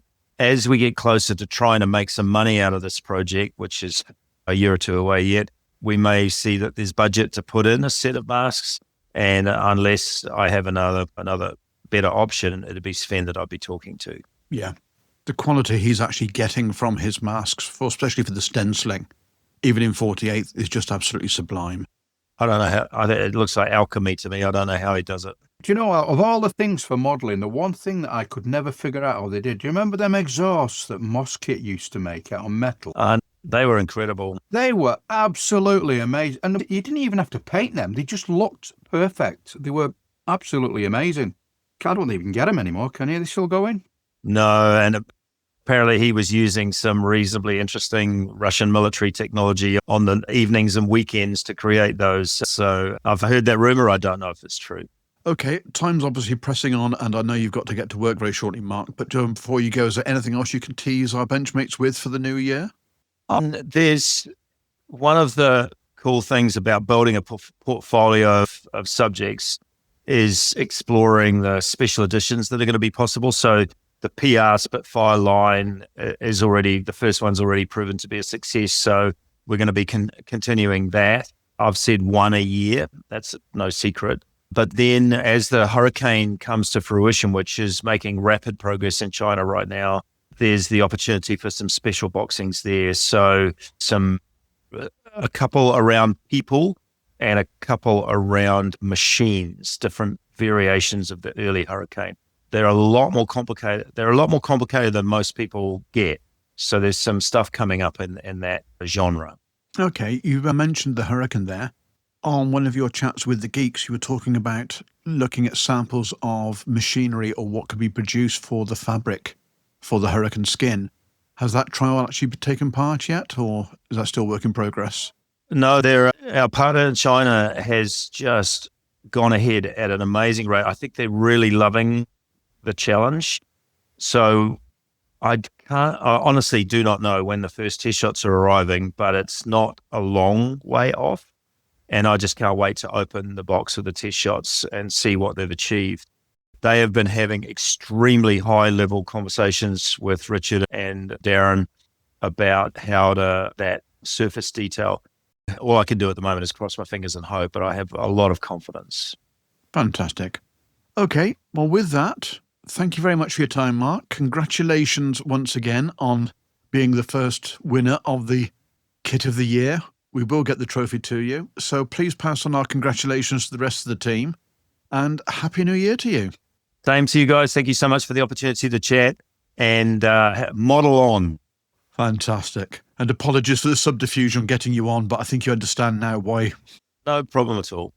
Okay, my friend. Take care. Yeah, Mark. Happy New Year. Yeah, Mark. Yeah. Same to everyone.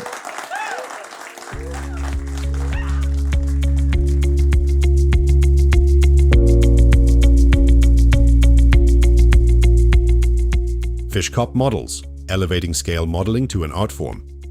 Experience highly detailed 3D printed upgrade parts that bring true authenticity to your builds.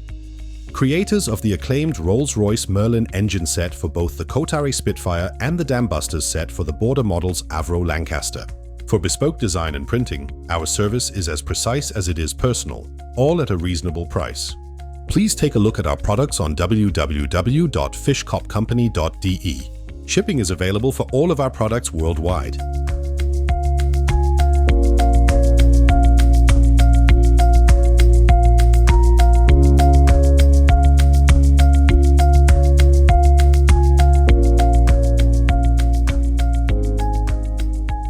Sorry, Benchmates, but it's the Stash Inflation Report time again, where every announcement is a test of your willpower, and failure is practically guaranteed. Right then, welcome to the first Stash Inflation Report for 2026. And deep breath, aviation fans, because if your stash was feeling comfortable after the holidays, that's about to change. Special Hobby have announced a 172nd de Havilland DH-94 Moth Miner. The Moth Miner was conceived in the late 1930s as an affordable private aircraft. Simple, economical, and designed to get everyday pilots into the air. The coupe variant, with its enclosed cockpit, reflected a growing shift towards comfort and practicality just before the Second World War changed everything. Special Hobby's 172nd release captures that pre-war optimism beautifully, perfect for civil aviation fans, interwar displays, or as a calm counterpoint to all the grey and green combat aircraft on your bench. Special Hobby have announced the 172nd Mirage 3C, titled the Southern Hemisphere Fighters. Few aircraft screen Cold War elegance like the Mirage 3C. Originally designed as a high-altitude interceptor, the Mirage became a global export success. This boxing highlights service in the South African and Argentine air forces, the type adapted to vastly different climates, doctrines and geopolitical realities. From South African borders to South Atlantic tensions, this release offers striking markings and a reminder that Cold War aviation wasn't confined to Europe and North America. Border Model have updated us on the 135th Boeing B-17F Flying Fortress they announced a couple of years ago, and it's been a long time coming. Border Model's 135th B-17F was teased a few years ago, but has now moved into visible CAD development. The aircraft represents the height of the daylight bombing campaign over Europe, flying deep into heavily defended airspace long before escorts could accompany them all the way. At 1/35th scale, this isn't just a model, it's a centerpiece. Interior detail, crew stations, diorama potentials going off the scale, and it's going to be absolutely immense. Clear some shelf space or start building the extension to make room for this beauty. Zimmy Model are continuing their program of reissuing former Kitty Hawk kits, with the MH-60R Seahawk now announced. The Romeo is one of the most advanced maritime helicopters in service today, combining anti-submarine warfare, attack and surveillance into a single airframe. Operated by navies worldwide, this aircraft represents modern multi-role flexibility, and it's great to see these subjects returning to availability rather than vanishing into the aftermarket wilderness and eBay inflation heaven. Mung have announced a 148th update for their F4E Phantom II. Few aircraft have had lives as long or as adaptable as the Phantom. Mung's update of their 148th F4E tooling to represent the Hellenic Air Force AUP program reflects how nations extended the Phantom well into the 21st century. With modern avionics, new weapons capabilities and revised cockpits, these aircraft bridge the analog to digital transition era. A perfect subject for modelers who love what happens next in aviation history and gives you the ability to build out of the box what Costas built for the Best in Show at Telford in 2025. Armour Hobby are looking ahead to 2026 with a few new releases. Armour Hobby have announced a newer release for 2026 in the shape of a 148th Curtiss H-75A/P-36, the often overlooked predecessor to the P-40. Underrated, agile, and widely exported, the H-75 saw combat with multiple air forces early in the Second World War. Alongside that, Armour are upgrading their 172nd Hurricane 1 and Yak 1, reissuing them in the deluxe range, with new decals, 3D printed parts, and undercarriage alignment jigs. Thoughtful engineering meets historical staples. And speaking of which, Kotare have announced a Spitfire 1A late for 2026. Because of course there's another Spitfire, Kotare's upcoming Spitfire 1A late focuses squarely on the Battle of Britain period, when the aircraft became a symbol as much as a weapon. Expect forensic accuracy, correct detail variations, and markings that reflect the frantic summer and autumn of 1940. You already know that this will be a benchmark. Now, into special operations territory. ICM have announced a 148th MH-6J Littlebird. Now this aircraft is synonymous with covert insertion, rooftop landings and night operations from Panama to Mogadishu, beyond. Compact, fast and brutally effective, it's an aircraft built entirely around mission execution. ICM's 148th announcement fills a long-standing gap for modern SOF aviation fans. And because modelling gods enjoy irony, Zimmy Models have announced a 135th MH-6J Night Stalker. For years, we had no decent little birds. Now we have two, in different scales, arriving almost simultaneously.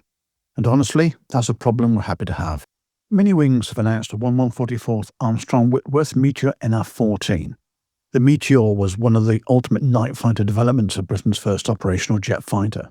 With its lengthened nose housing, advanced radar and a stretched fuselage, the NR-14 represents the RAF adapting jet technology to Cold War realities, interception, all-weather capability, and round-the-clock defence.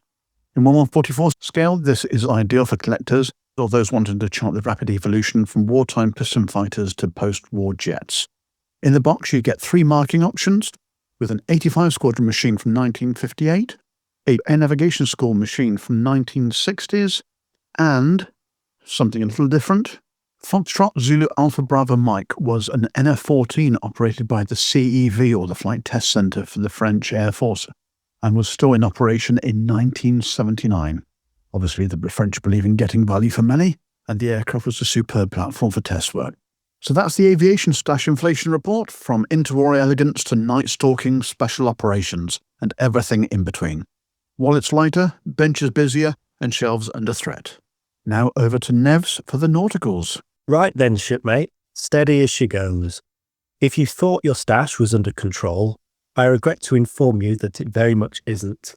First up, Bunker Studio are preparing to release what can only be described as a small naval uprising in 3D printed upgrade for Imperial Japanese Navy ships of the Second World War.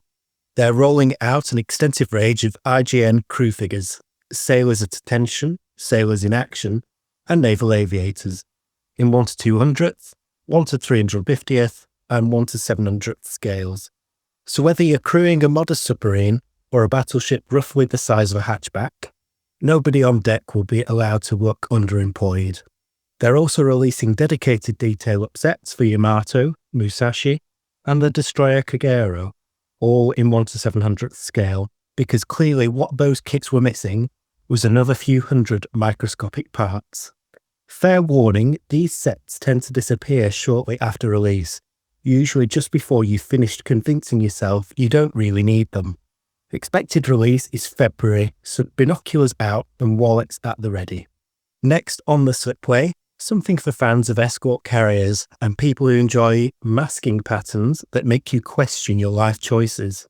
Hasegawa are releasing a 1 to 350th USS Shamrock Bay. This is DVE-84, the 30th ship of the Casablanca class.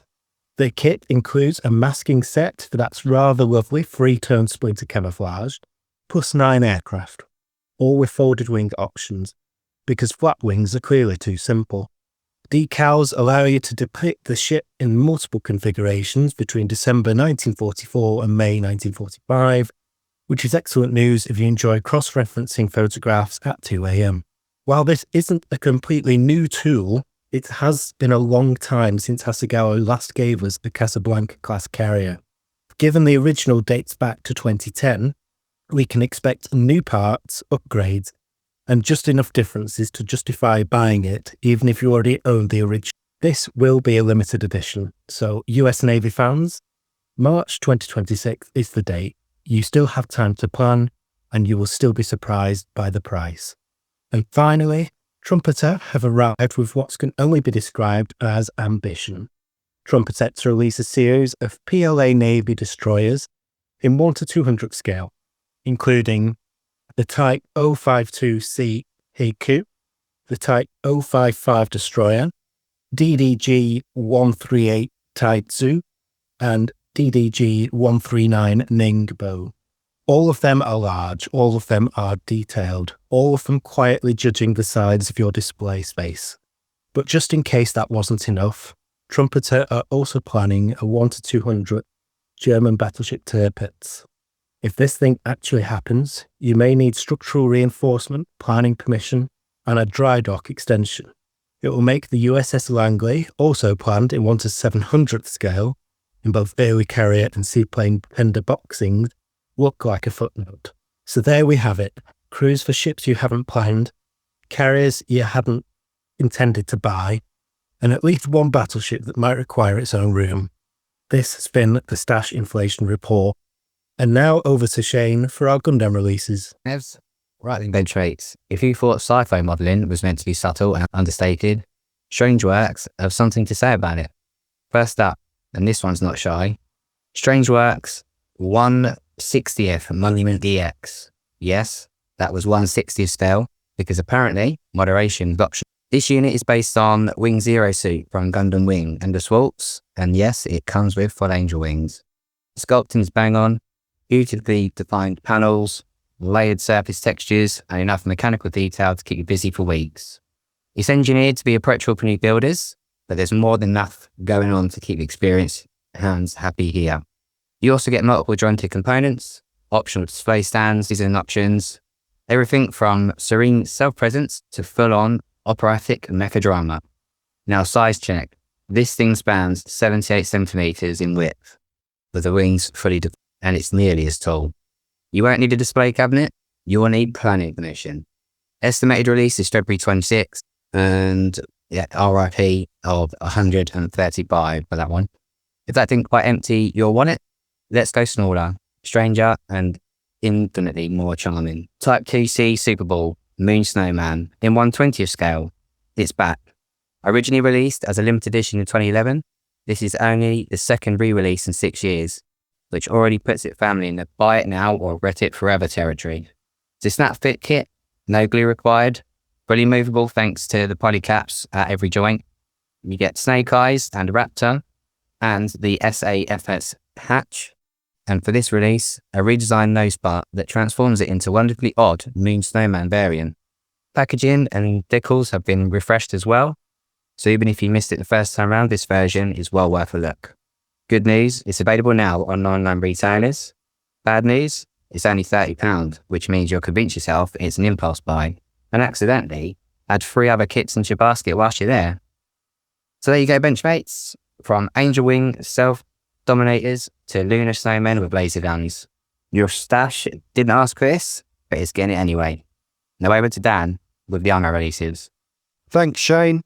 Right then, after Shane's wandering off into the future, let's drag things firmly back into the mud, snow and steel of real-world history. RT Diorama. The Ardennes isn't just trees and snow, it's one of the most storied battlefields of the Second World War, from the German advance in 1940 to the desperate winter fighting of late 1944. This forest saw armour, infantry and supply columns collide in brutal conditions. RT Diorama's 135th Ardennes forest base gives you that history reading setting straight out of the box, ideal for late war winter scenes, exhausted infantry, knocked out vehicles or quiet moments between engagements. A strong foundation, a clear sense of place, and the rest of the story is yours to tell. From Zimmy Model. Leaping forward several decades, Zimmy Model stepped into the modern era with brand new tooling of the US Marine Corps amphibious combat vehicle personnel. The ACVP represents the future of marine expeditionary warfare, designed to replace the aging AAVs and built to operate seamlessly from ship to shore. This 1/35th scale kit includes 4 marking options, rubber tyres and sharp modern detailing that reflects today's multi-domain battlefield. A fascinating contrast to the Second World War subjects on your bench, and proof that military evolution never stops. Also from Zimmy Model, we have 2 very different but equally atmospheric subjects are on the horizon. The 15cm SFH-13 Geschützwaffe Lorraine Schlepper, a self-propelled heavy howitzer born from necessity as Germany sought mobile artillery solutions in the late war, and the SSY-45 heavy flat car rail, a reminder that railways were the arteries of the Wehrmacht, moving tanks, guns and supplies across Europe and offering diorama builders huge storytelling potential. From Mini Art, the G7117 cargo truck with water trailer. Wars aren't won without logistics, and the humble G7 was everywhere as Allies operate. This 135th kit captures a vital support vehicle used to keep troops moving and alive, particularly in remote and arid environments. With photo etch, multiple markings, and excellent canvas and chassis detail, it's perfect for supply columns, depots, or those quieter moments far from the front line, because history doesn't just happen at the sharp end. Dragon Models. Whirlwind returns. Looking ahead to 2026, Dragon announced an upgraded and newly tooled Flak Panzer IV Wirbelwind, early production with a 2-in-1 option. Born from the increasing Allied air threat in 1944, the verbal Wind was a stopgap solution, but an effective one combining mobility with rapid anti-aircraft fire, a classic subject refreshed for modern expectations. And finally, a legend from Meng Model. Meng's 172nd King Tiger with Porsche turret represents the very first production batch of the SDKF Z182 vehicles that shocked Allied forces when they appeared around Caen in July 1940. With its distinctive curved turret, monstrous 8.8cm gun, and near mythical battlefield presence, this compact but detailed kit brings one of history's most formidable tanks to life without demanding half of your display show. That's your Stash Inflation Report. History, hardware, and temptation in equal measure. And remember, it's a new year, so your I won it in a raffle credits have been refreshed. Do you want cutting-edge detail for your kits? Then take a look at Phase Hanger Resin Accessories, run by USAF veteran Mike Reeves. With real-world aircraft experience as a crew chief, Mike knows exactly where accuracy counts. And today, he's bringing that knowledge to life with precision 3D printed parts. From seamless intakes and nozzles to dropped flaps, pods, pylons, and cockpit upgrades, Phase Hanger's prints capture the crisp edges and fine detail that limitations in injection molding just can't reproduce. From 1/72nd to 1/32nd scale, you'll find add-ons from Cold War classics to the latest frontline jets with frequent new additions to the product range.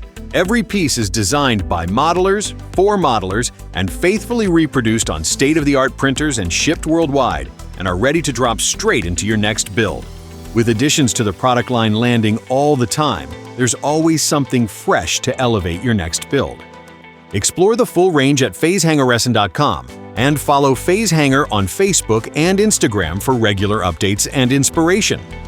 Phase Hanger Resin Accessories, authentic detail designed with a veteran's eye and available to modelers everywhere. Phase Hanger is a proud sponsor of the Beyond the Box Art podcast.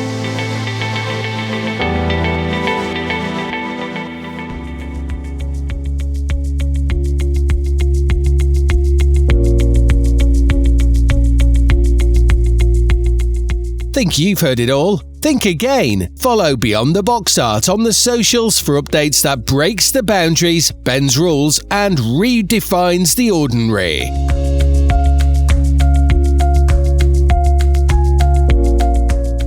Right then, Benchmates, we've got a treat for you today. We're joined by someone who quite literally helped shape the way that modelling world talks to itself.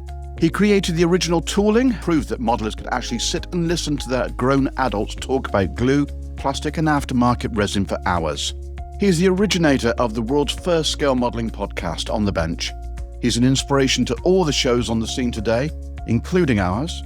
Plus he's also the Vice President of Modelers Without Borders.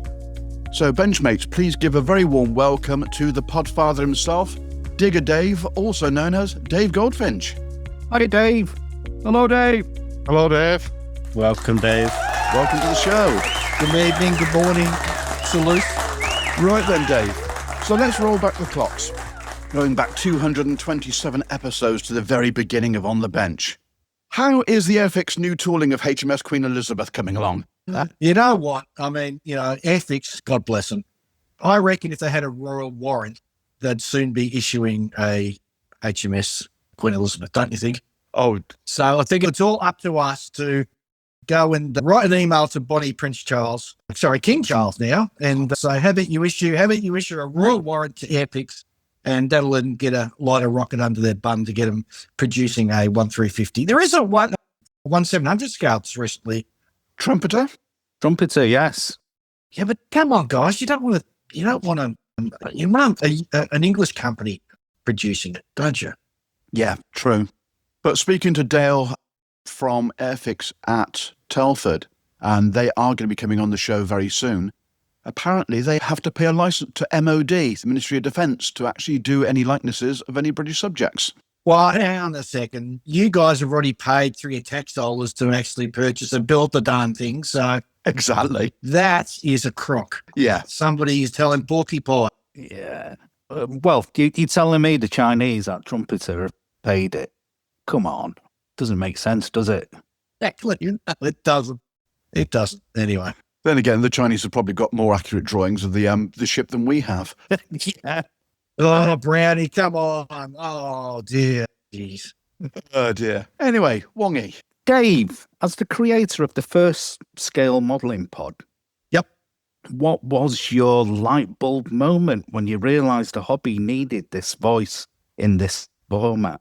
And did you ever imagine that it would spark a global wave of modelling podcasts very similar like ours? Yeah, I like the way you slipped that in, Molly. That was like the funny thing. I used to drive quite a lot for work, and I find myself sitting on the freeway in the mornings and going home, and I listen to podcasts because I was sick of AM and FM radio with all the ads and everything in it. And I thought, there's no modelling podcast. That's odd. So I got home and sort of looked at how you do a podcast, and I double checked there's no modelling podcast around. And then I called my mate Ian up and said, how about we have a crack at doing this? He goes, yeah, that's not a bad idea. So I went and bought all the expensive equipment, and before I even knew it was going to be successful or not, and off we went.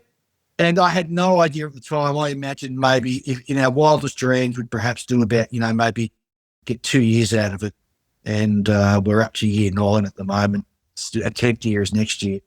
And I didn't even foresee that there would be so many other people sort of coming on. In fact, I had an email from a chap just the other day who said he's starting up another podcast.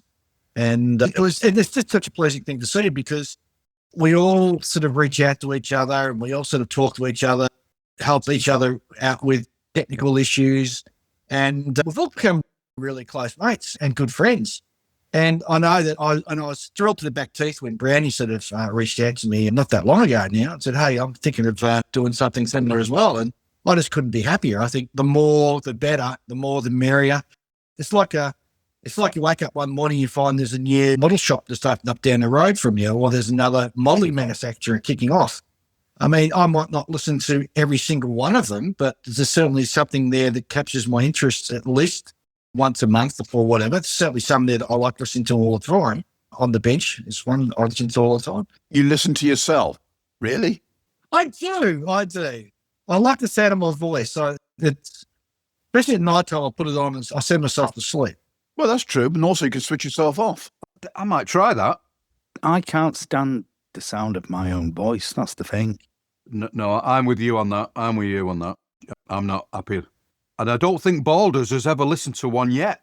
But Wally, what you can do on your digital side of things, you can increase the bass, and it makes any sort of wimpy voice sound pretty good. So, bloody hell, you mean I can sound like Barry White?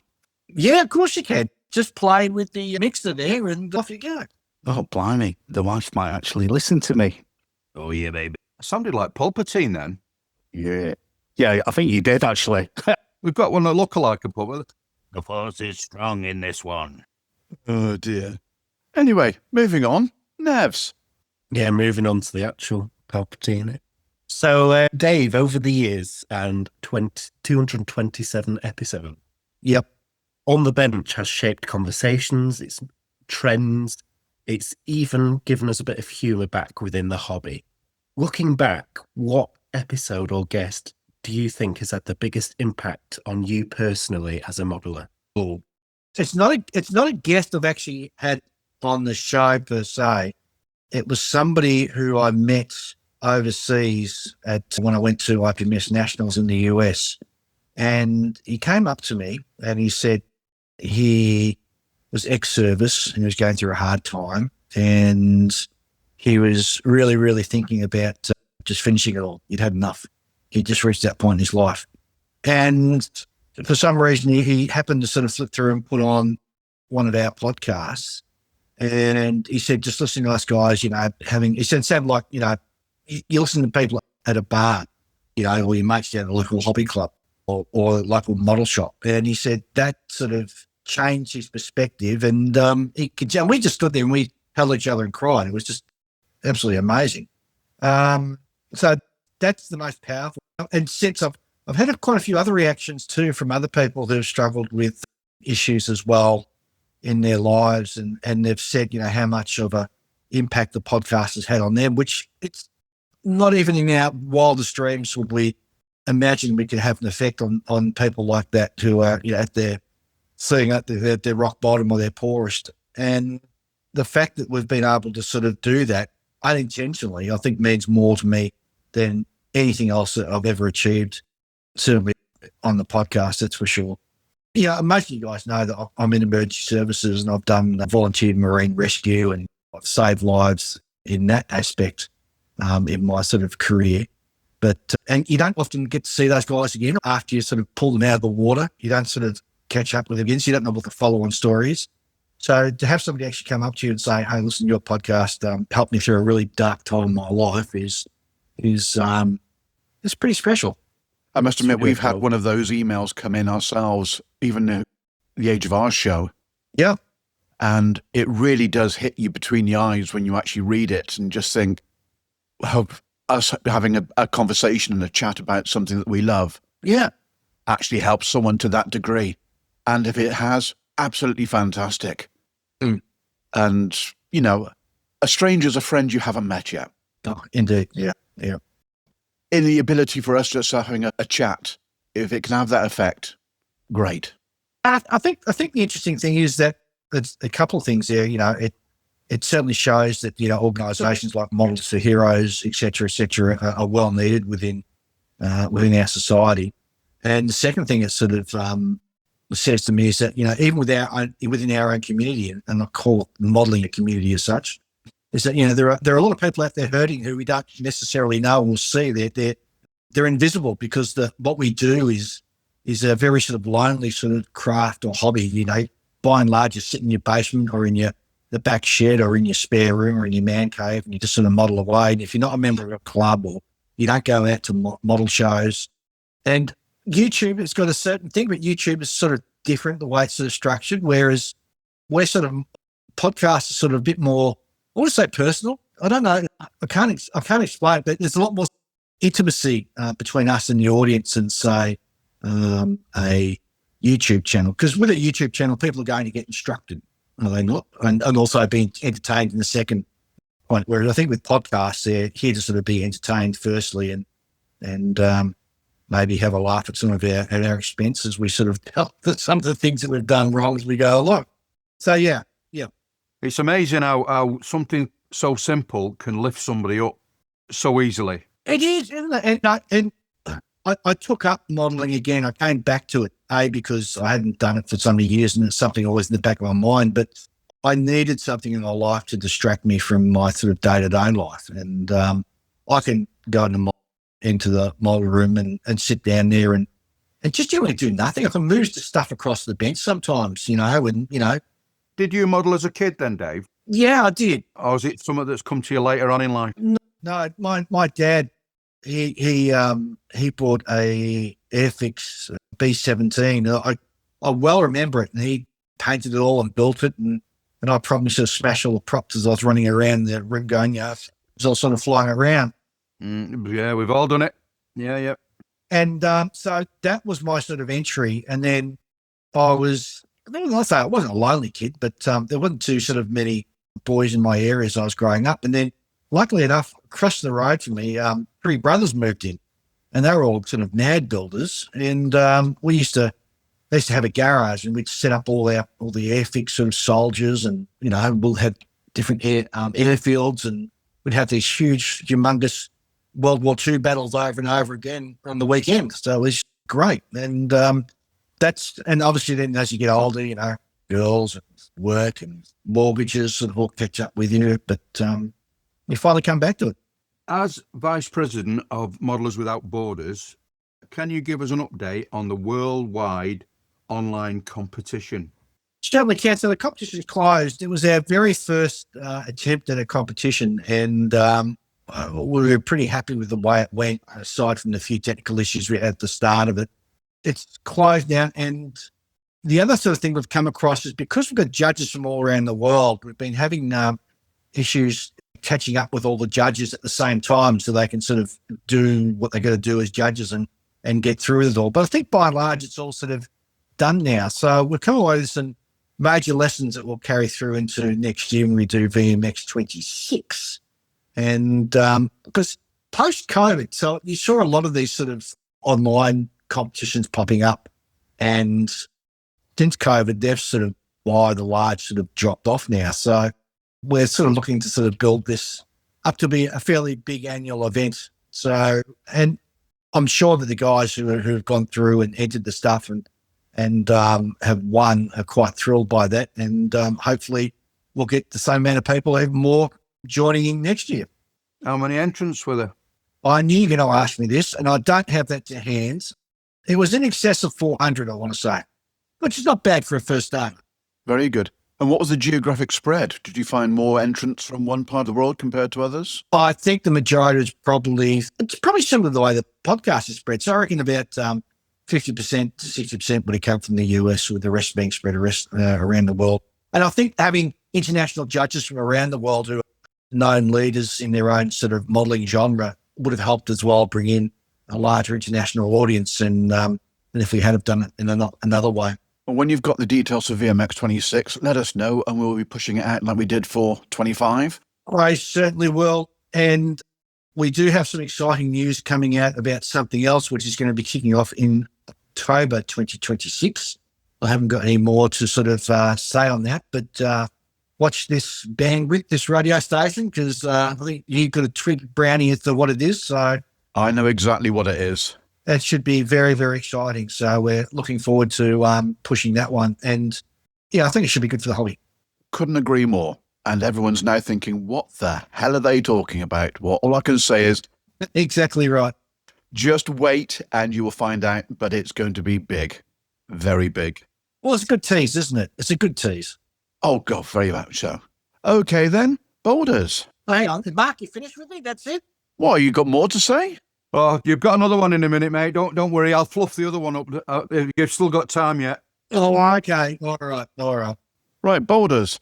Yeah, from your perspective, what is the biggest challenge facing the scale modelling community today, and how can podcasts, clubs, and initiatives like Modellers Without Borders work together to address it? The biggest challenge, I think, is our aging demographic for traditional modelling. I think that's the one that worries me the most. And having said that, I mean, I have never seen such a range of kits that are available and aftermarket products that are available. Even 10 years ago, if you had told me, what's available now, I wouldn't have believed you. So I think that is something as a hobby that we need to sort of address. And we do it through bringing in the likes of young'uns like Nevy there, young James, and his ilk. And we do that by going to where they're building and what they're building. That's how we sort of bring them into the fold. And we don't have to even bring them into the fold. What we really have to do is celebrate and champion what they're building and what they're doing. And that will then sort of lift and elevate everybody else at the same time. Because I want James to sort of, when he goes off and you're not married yet, are you, James? No, God, no chance of that. Okay.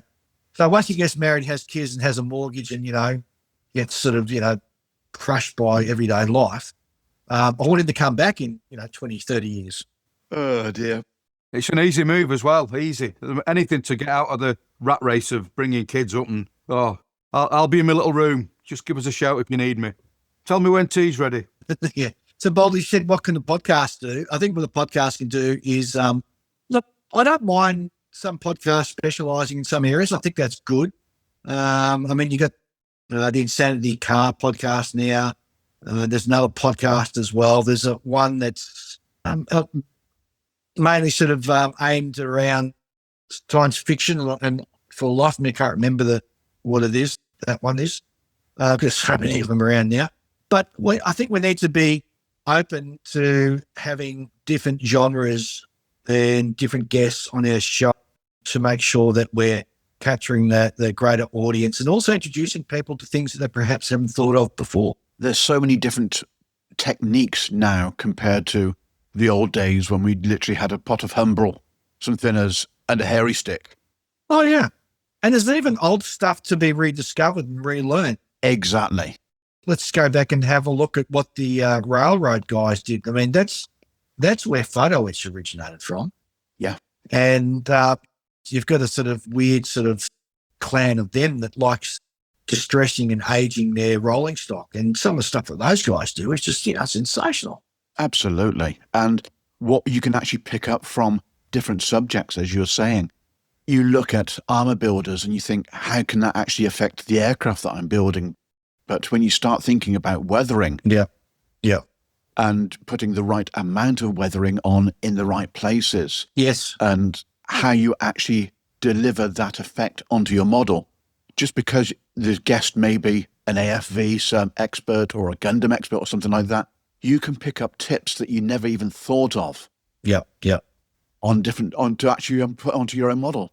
Yeah. So while the specialist podcasts do their thing, which I think is great, and I've got no problem with, I think the generalist podcasts, which is a few of us, need to sort of make sure that we're still keeping an eye open and making sure that we're catering to all of the modelling sort of fraternity, not just ships or cars or whatever. Yeah, quite. There's far too many ships these days being talked about. There's not enough. Come on. There's not enough. Have you told him what's happened with the rest of us? I've done aircraft for nearly, over 30 years. Now building ships. Wongi's building ships. Nevs is building ships. I've got ships to do. I've got no ships whatsoever. Okay, I can change that. I've got loads here if you want any. The only ships I've got is hard ships. Oh, bum, I'll be here all week. Oh, dear. Anyway, with that, moving on. Wongy. With so many new podcasts inspired by On the Bench, including the very latest one, which is CSM Podcasts, which complements their Champion Scale Modelling YouTube channel, run by Jason Champion. What a brilliant name. That's the one I was thinking of. He wrote to me, yes. Thank you. What advice would you give to all these fellow shows, including ours, to keep their shows authentic and valuable to the community? A couple of things there, Wongy. So first of all, I don't think so much that we inspired other people to do a podcast. I think that once somebody builds a rocket, other people go, that's how you do it. And then they go and build their own. So there's that part of it. And I'm first to say that, it wasn't us that sort of, started it as such. Podcasting was already there. We were just the first sort of clowns who decided to buy some microphones and talk about modelling. Sorry, so the other part of the question was, what advice would I give to them? Okay, just find your own way. Just find your own beat. People don't want to have the same pancake every day. You've got to find a different way of making pancakes. So that's the only honest way of doing it. And be yourself as well. Don't try to be something that you're not, because people can detect whether you're being honest and open or true to yourself pretty easy. It comes across. And what you're saying to us is be genuine idiots the way we are. Well, I wasn't going to say idiots. I had another word, but oh, right, okay. I know it's G-rated, so no. But you've got to. Surely you guys can sort of look back on even just your 10 episodes and see how much you've grown in the last 10 episodes. You get to a point where we've got to a point where I can start a sentence, and Julia knows where I'm going with it, or Ian knows what's coming next. And it's only because we're just been together that long that you sort of get to know how things are going to track. And that comes across as for people who are listening, that it sounds to them like we're all really good mates. And I think that's the first part of it. If you're going to start a podcast, find some mates that you really get on with to start it first. Don't start a podcast and then go and find some people to sit with you in a studio and do it, because it just won't work. It won't come across as being genuine. You look at the geeks, they're all sort of, ex-Navy and all mates from their local model club, and all the rest of them as well. They've all known the people who they've got on. They've done it for years and years and years. And it comes across as being, quite genuine. Oh, thank you for that. And certainly it helps for us because we're all part of Bolton IPMS. Yeah, we all know each other, don't we, quite well for years. Yeah, and it's one where I suppose we still like each other, don't we? Speak for yourself, Wongi. Well, says Mr. Silver winner from Telford. Yeah, I know. Who I want to punch in the nose. His first time out building a ship and he gets silver at Telford, for goodness sakes. It's a fluke, Dave. Come on, it's a fluke. But it was very nice. Look, the halo's slipping round your neck. Look at that. It's slipped down round your neck, the halo. I'm surprised it's not stuck on your forehead. Oh, no, tell me. I ran round Telford when I got mine. I got a gold one, right? Really, look at me. Ulam. I tried to do a Mexican wave, but it was only just me. Oh, dear. All good fun. All good fun. Anyway, moving on. Nevs. Dave, I know you touched on it earlier with all the exciting things that came to us as scale model builders, things like from the railway hobby, the weathering, the photo it, and obviously you talked about the supremacy of naval shipbuilding and how important that is. But after all these years, what's still exciting you about the hobby, about the new kits that are coming out, the new techniques, or even the people that you meet? I think everything still excites me. I mean, I can go to a hobby store and I'll walk up and down the aisle and I'll go, oh, look at this, oh, look at that. And there might be something, a genre I haven't built for years and years and years, but I'll look at it. It'll appeal to me there and then, and I'll put it in my pocket and take it home with me. You know, I'll buy it and bring it home and it'll sit in my stash for another time when I can build it.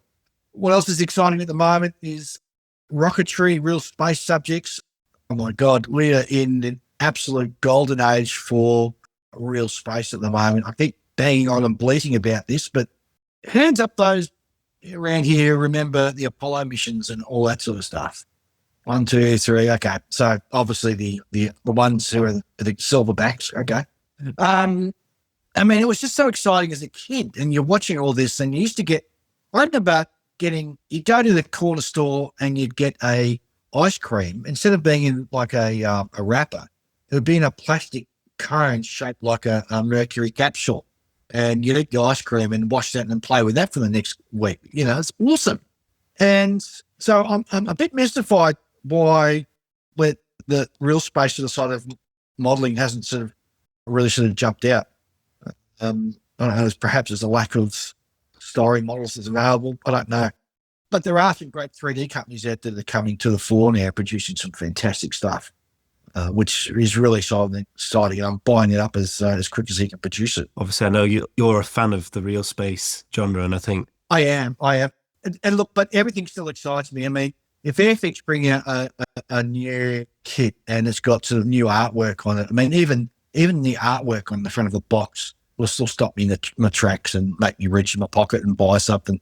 And me, it wins me over every time, the artwork. It does. I mean, and that's what sort of captures me when I was a kid. You'd sort of, go to the shop and you'd press your nose up against the window and look in at all that fantastic artwork and everything by Airfix back in the day, back in the late 60s and 70s. And it's what sold the kits, I think, to tell you the truth, or certainly help people go in and buy them. Definitely. Are you still doing dinosaurs? Is it you that does the dinosaurs? No, that's Ian. He does those crazy dinosaurs. And I should. They do look good. You know, since listening to that, when I was at Telford, I actually started to pick up on them. Because at first I thought I don't recall ever seeing dinosaurs, but once I'd heard that, and when I was walking around, there was plenty there to see. It's quite surprising. But tell you who's an absolute master at doing dinosaurs. It's Scott from the Scale Model Supply, and he usually does good dinosaurs. Always award winning, and he's got this because it's not easy to do a dinosaur because it's got all that stupid like little lumps and bumps all over it, and you've got to sort of paint it in such a way that it sort of morphs from one color to another, and he can do it so it looks like the real thing. It's quite stunning actually. Yeah. It also helps if you actually own a paint company. You can actually mix the colours that you need. I'm pretty sure I know Scott, and Scott would use the actual paints he produces. He wouldn't do something special for himself unless he's researching. But he's also a ex sort of doublet builder as well. Not ex, he still does it as well. He dabbles with it, but dinosaurs are his passion. I think Gunpla and Bandai is the way forward, isn't it? Really, especially for bringing youngsters in. Yeah, it's wall to wall here. Over in Hong Kong, definitely. Well, that and Games Workshop, if they'd ever sort of learned to sort of that the market they're aiming for, they need to sort of cut prices a bit because some of the stuff they charge is an arm and a leg for is just, horrendous. And I think they could catch a lot more if they sort of drop the price mark a little bit. But that's my thoughts. Aimed at pocket money prices rather than... Yeah, well, that's right, yeah. And maybe they need to start doing that. They need to start sort of producing stuff to aim at the pocket money. I mean, it's not hard to figure out what the average kid gets pocket money for. There's national surveys that sort of tell you all that sort of stuff. And that's what you're going to sort of aim at to sort of capture that young market. Because looking at us, I mean, we're a fantastic representation. You catch us young and you've got us for the rest of your life. Forever. That's it. Yeah. Yeah. Mm. Absolutely. It used to be, my pocket money was 50p back in the day. And for that, I could get a Matchbox kit, 25 pence, yeah, and the 25p on sweets. And that was Saturday done for me. I used to get 50 cents and I was torn because I wanted to go buy the next Battle comic or AD 2000, if any of you guys sort of remember that. Oh, yes, indeed, yeah. And then there was the model that I wanted to buy. So luckily for me, like I think AD 2000 and the Battle comics, one of those Battle, and there was Commando. What was the other one? There was a third one as well. Valiant, yeah. They were the lower run. We've got to be honest one. Weren't Valiant and Commando very similar? You know, the small, really good, really well drawn. Yeah. Valiant wasn't so much. Commando was the next step up, but it was Battle that was the real sort of artwork was done, and that was the one you always aimed to collect. Sadly, I had hundreds of the darn things, and when I was away with the army up in New South Wales back in the 80s, my mum sort of tragically threw them all out. She didn't think I needed them anymore. God. Anyway. God. Yeah. Yeah, I bet you cried with that one, didn't you? I didn't. I was a bit peeved at the time, but I cry now knowing how much they're worth now. Well, it's gone now. And back then. Oh, dear. Can you still get them? Are they still available? Are they still coming? Surprisingly are. And occasionally you'll see they'll still put out the annual. You remember the annuals you used to buy? I do. Oh, come on. Like, yeah. AD 2000 did them. I've only just learnt to read in the last 12, 15 episodes. Oh, Mark, you'd be right. These are all comics, so you didn't need to read. Just look at the pictures. Oh, I could get them bits. They were easy. I could get all that. Yeah. No. Oh, poor Nick. Got no idea what we're talking about. Obviously, Dave, we've touched on space. And where do you think real space modeling's heading next? Because obviously we're on the edge of renaissance for space subjects at the minute. And what would you love to see manufacturers tackle that still feels overlooked? Or in other words, using your skills and forecasting new releases as per episode 1 of On the Bench, what's in the pipeline?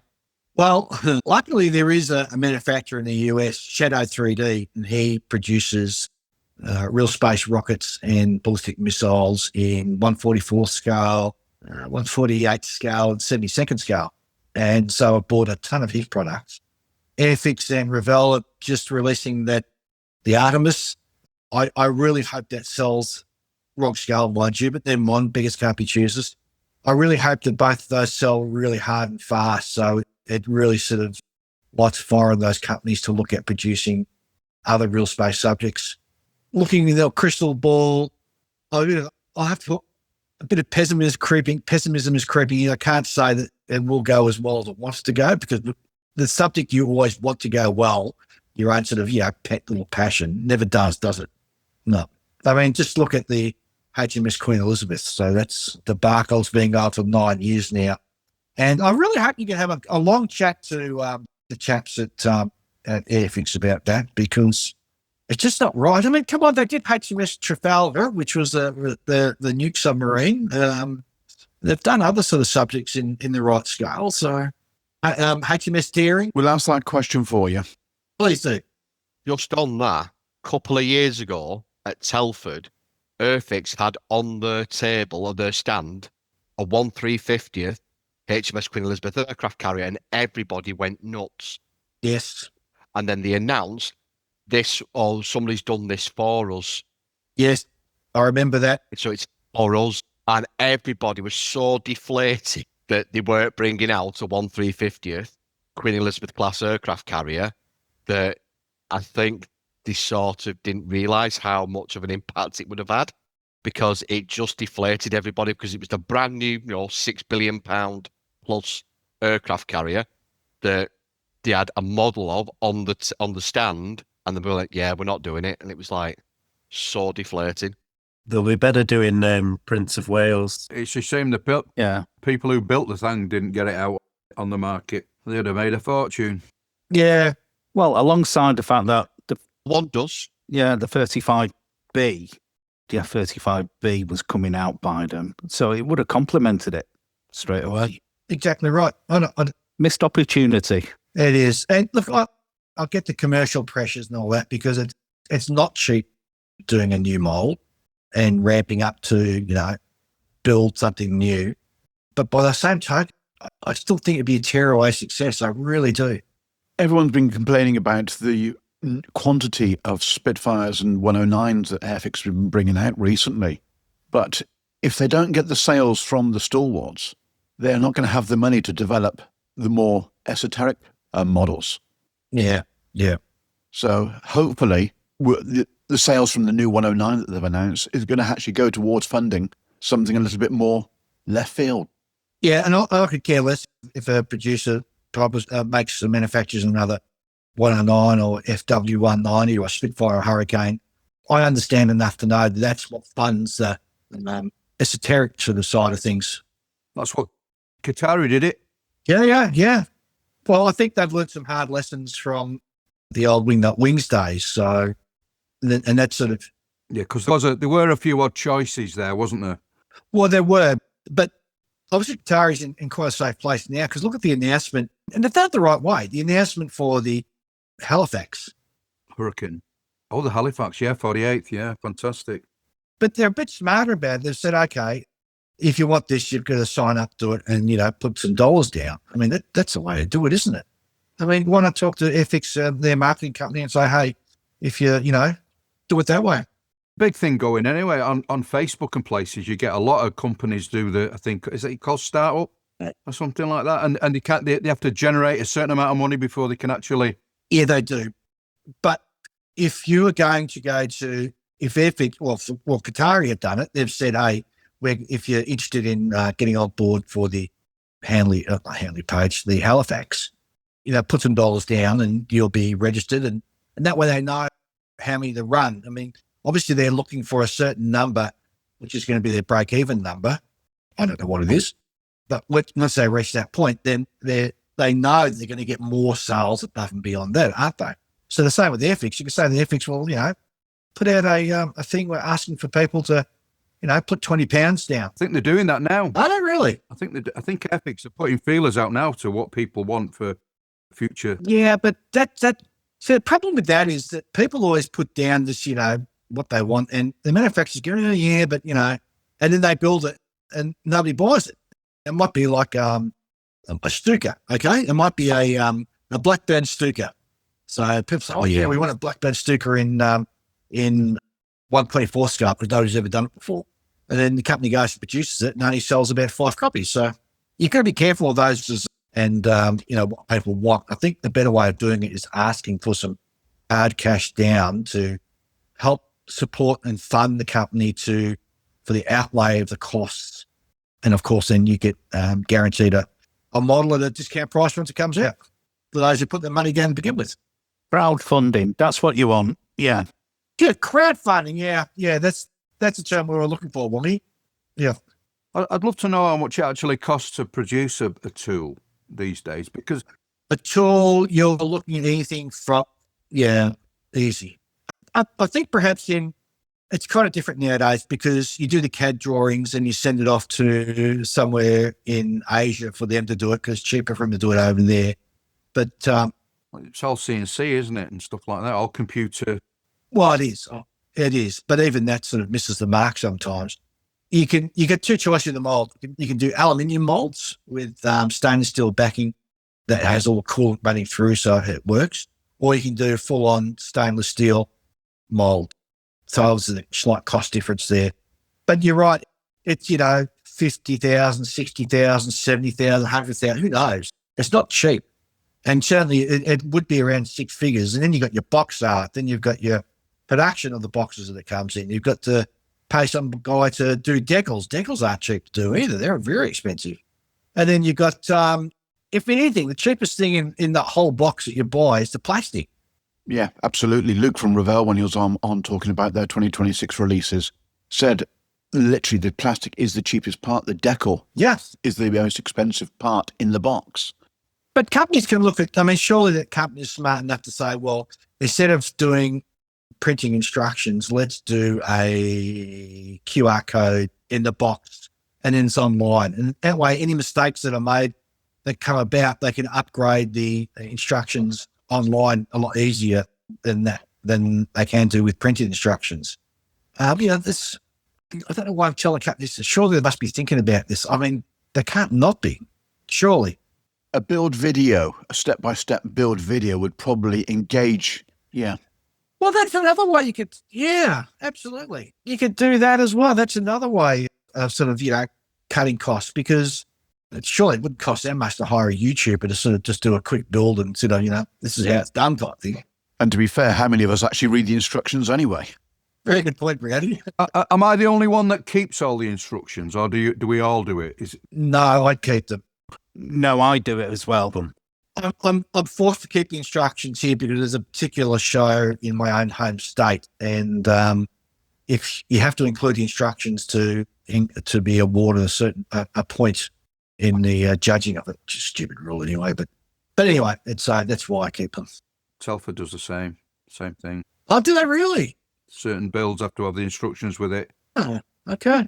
If it's out of the box, I think if it's a build that's out of the box, it has to have proof that they can look at and see everything that there is actually out of the box. And I must admit, I go to Scalemates to actually look at the PDF version if I need to refer to anything. Very rarely will I get the paper version out. Yeah. You mentioned YouTube earlier. I've used YouTube to go, when I was doing the little Airfix Dornier, the DO17Z, and there were some bits that I've been modelling for 40 years, and I'm thinking, I can't get this. How does this? So I ended up watching some guy on YouTube, and it was user error. It was me. Oh God, that's how you do it. Oh, easy. So why don't you just turn it the other way and then it fits? Yeah, that kind of thing. Just the way you're wearing your headphones is stopping the rest of that knowledge leaking out there, isn't it? Yeah. Oh, I resemble that remark. That was a bit underhanded, yeah.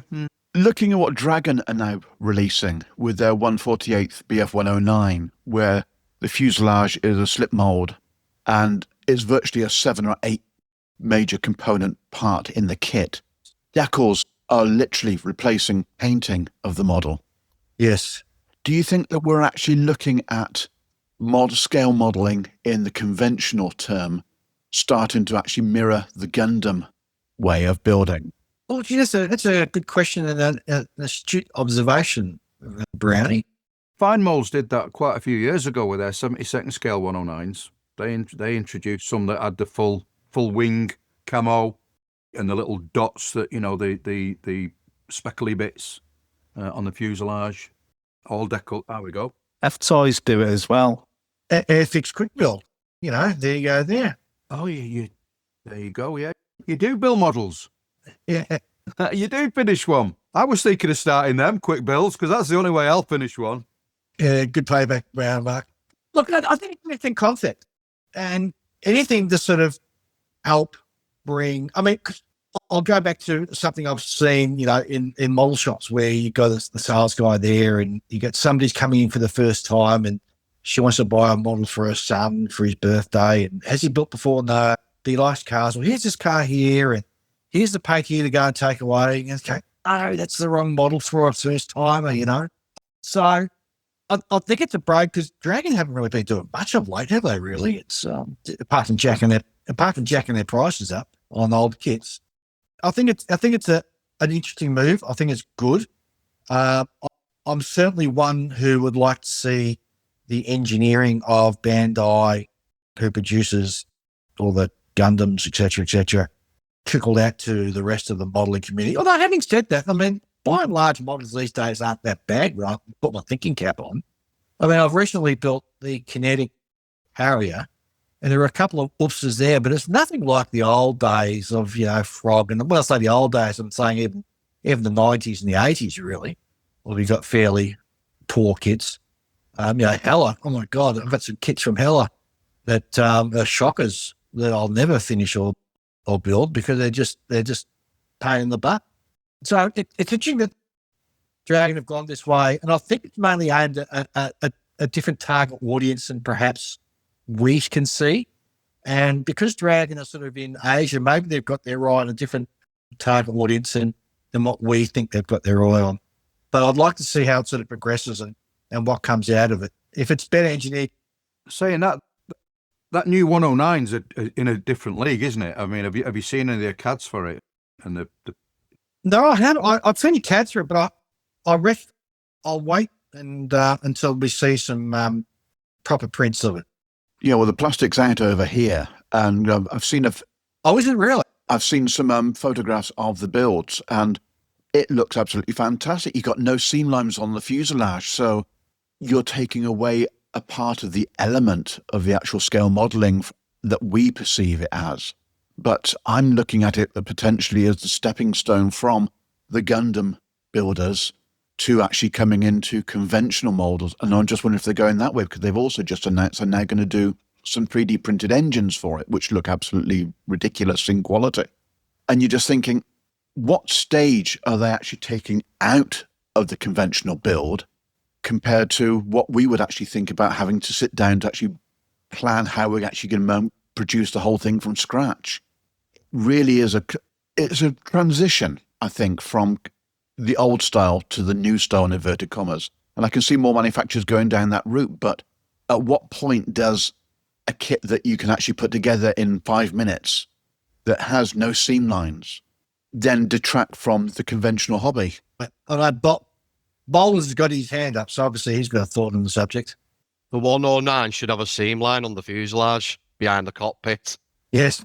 That's the only thing I was about to say, because top and bottom, because the panels were like a clamshell that went over. So I'm just hoping Dragons actually put the seam line in, because that might be a bit of a catastrophic thing for them.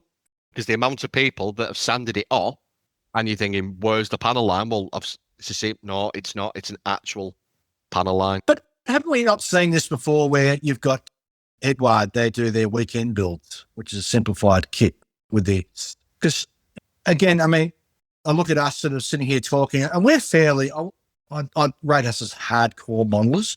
The vast majority of the modelling public out there are just casual.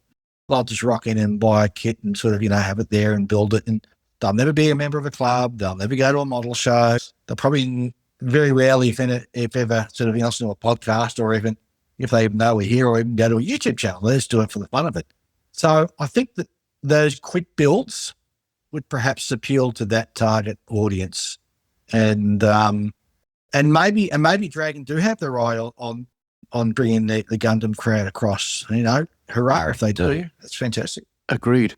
So getting a younger perspective on this, Nevs, what do you think on the way that this is actually developing? I'd say it should be alongside conventional modelling, not in replacement of it. It's the same as, we talk about Gunpla Gundam being the way forward. For someone like me, I'm interested in the old subject. And I think, looking at it a bit more philosophically, for hundreds of years, guys, boys, whatever, have played with little toy soldiers and little toy planes. And it's always been, we've looked back. And the problem is, the demographic that the majority of you guys are talking about, the Second World War is what you look back to, and maybe the first sort of generation of jets. The guys that are coming up now, what have they got to look back to is their hallmark? What generation? I mean, is it going to be Desert Storm era? Maybe modern sort of. I think that's probably where that catchment's going to go, in terms of it's going to have to be ultra modern subjects, ultra modern in our sense, but not ultra modern in their sense. We're talking 20-year-old kit. Now, the kids who are watching Desert Storm, that was back in 1991. So if they were 10 then, they're in their 40s now. So they're probably building now.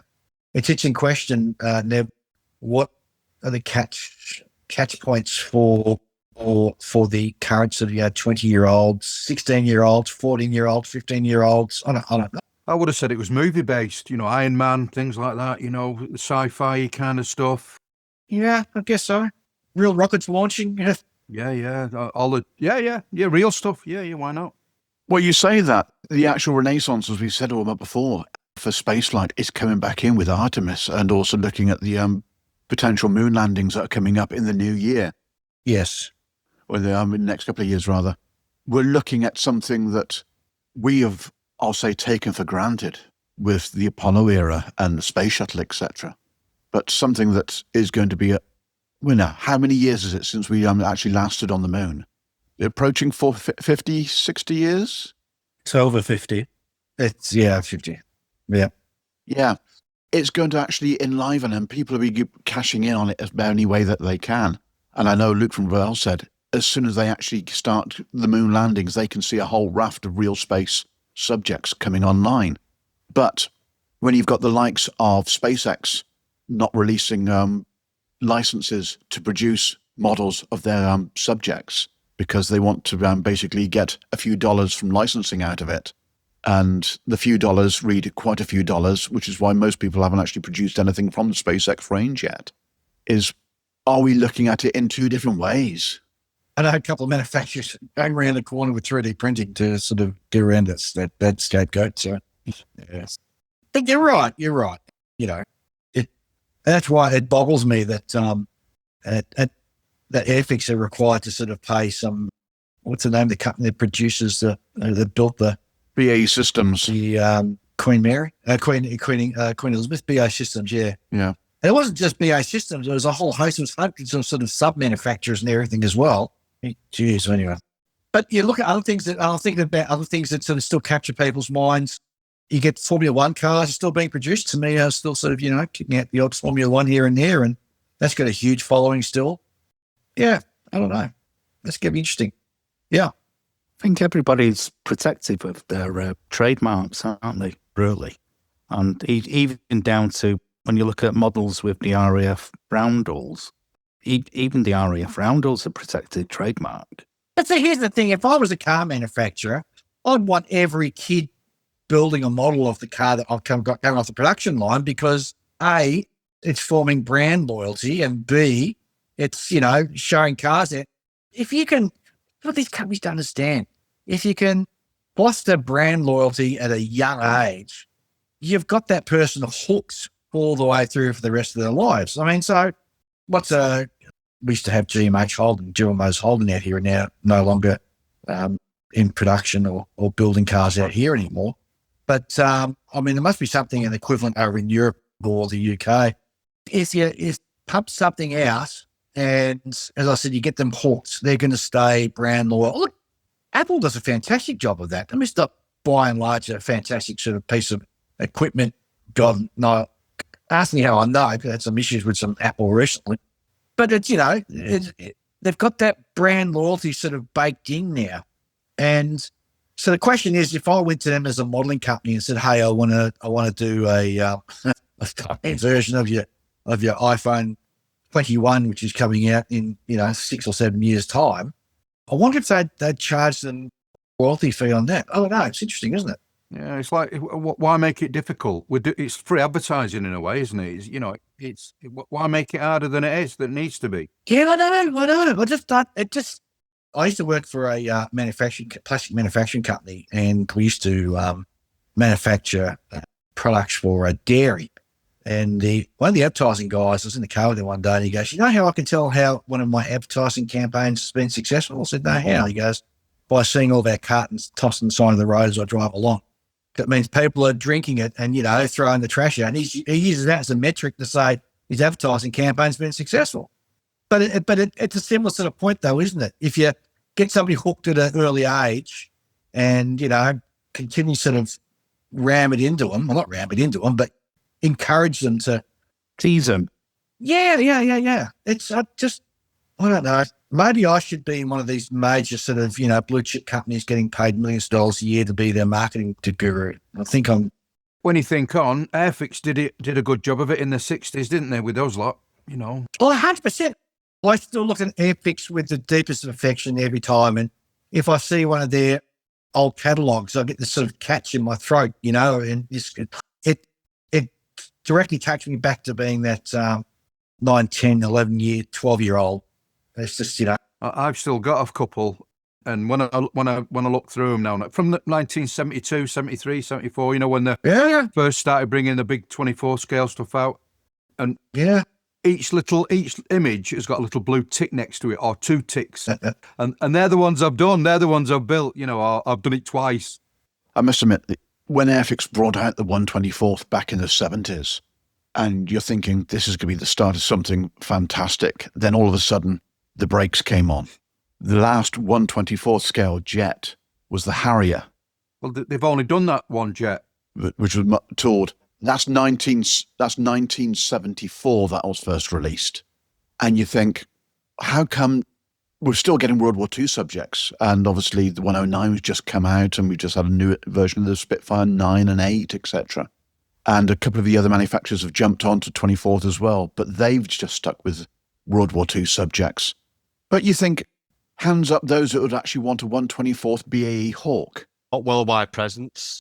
But you've got them in the States, as Hawk. You've got them in Indonesia, Malaysia. You've got them worldwide. Slightly smaller than the Harrier. It would actually fit into the scale or the box size that you're actually looking at ideally for something like that. But we just aren't getting anything modern.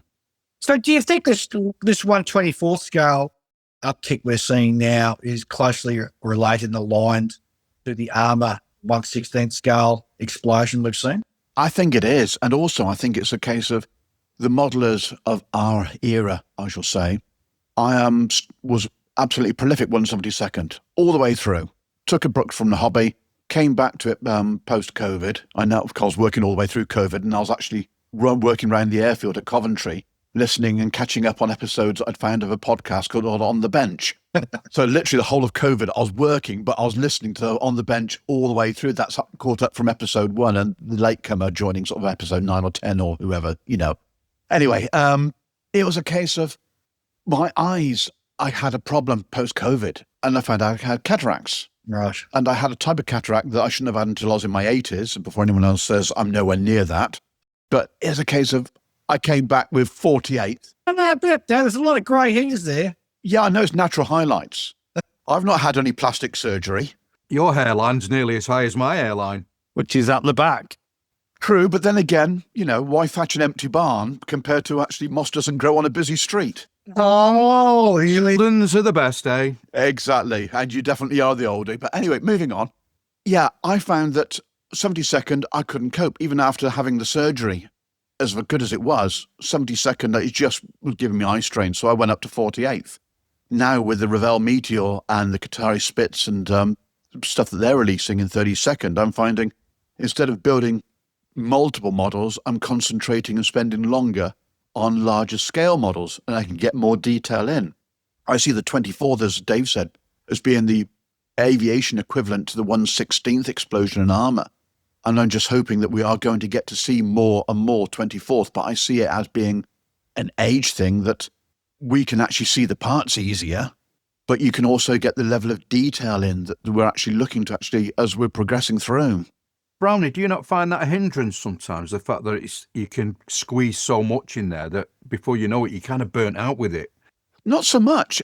When you look at the 72nd and 48th toolings of some aircraft cockpits these days, and they're trying to mould as many components in, the way that I started out modelling, painting and actually putting stuff together prior to actually assembly into the cockpit. So you're looking at the trim wheels and the rudder pedals and things like that, and you'd actually do it either on the sprue or heater pins to get your plastic component on. Yes.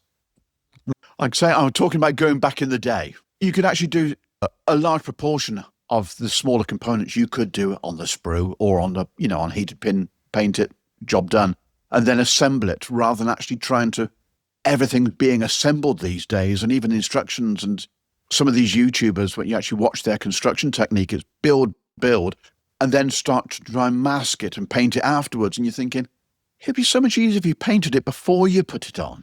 Exactly. And it's looking at the construction, but the larger scale models, it lends itself to actually building in that way. And it then could possibly flip the opposite direction of actually people thinking, oh, I could actually build it or paint it and get it ready prior to construction rather than post-construction and make my job a lot easier. Yeah, I do find that with 1/24th scale, for me personally, it's about the space you've got on your shelf after.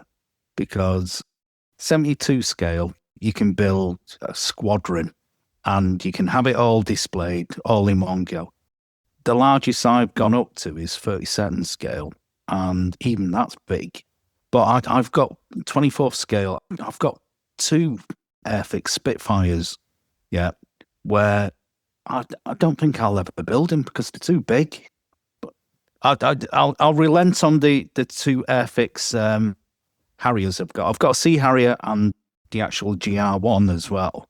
And I'll probably end up building them because I'm just a Harrier freak and I like them. You know, going back to Airfix again, I think if Airfix just retool that Harrier, did a new, it'd be super popular. Yeah, mega popular. Are you sure they haven't chucked the tool away? No, because they just re-released it last year. They did a GR1 last year. So the tool's still there, but why not actually go the whole hog and come out with a an AV8B / RAF GR7 GR9? Well, gee, maybe if you had somebody from Airfix on next episode, you'd be able to ask those hard questions. It won't be the next episode, but yes, they are. Dale has committed to actually coming on, so we will be ear-rolling him about the things of that nature. But there's a good point made there. They've already got the mold sitting there. It's damn sight cheaper fixing the mold up than it is producing a brand spanking new one. I mean, they weren't that kit wasn't far off or far out, was it? Of the proper sort of dimensions and everything. Dimensions and the look of it. Yeah, I think a lot of the problems are just the surface details a bit overdone, isn't it? Some of the rivets and that's really easy to fix. Yeah, a toolmaker can fix that really easily.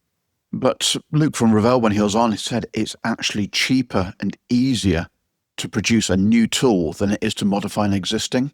Oh, did he really? They hit problems with the Hunter that they're bringing out next year, the T7 twin-seater. It's 27 years following the release of the single-seaters, which it was originally designed to follow on in quick succession. But they lost the CAD for the actual original tooling for the Hunter.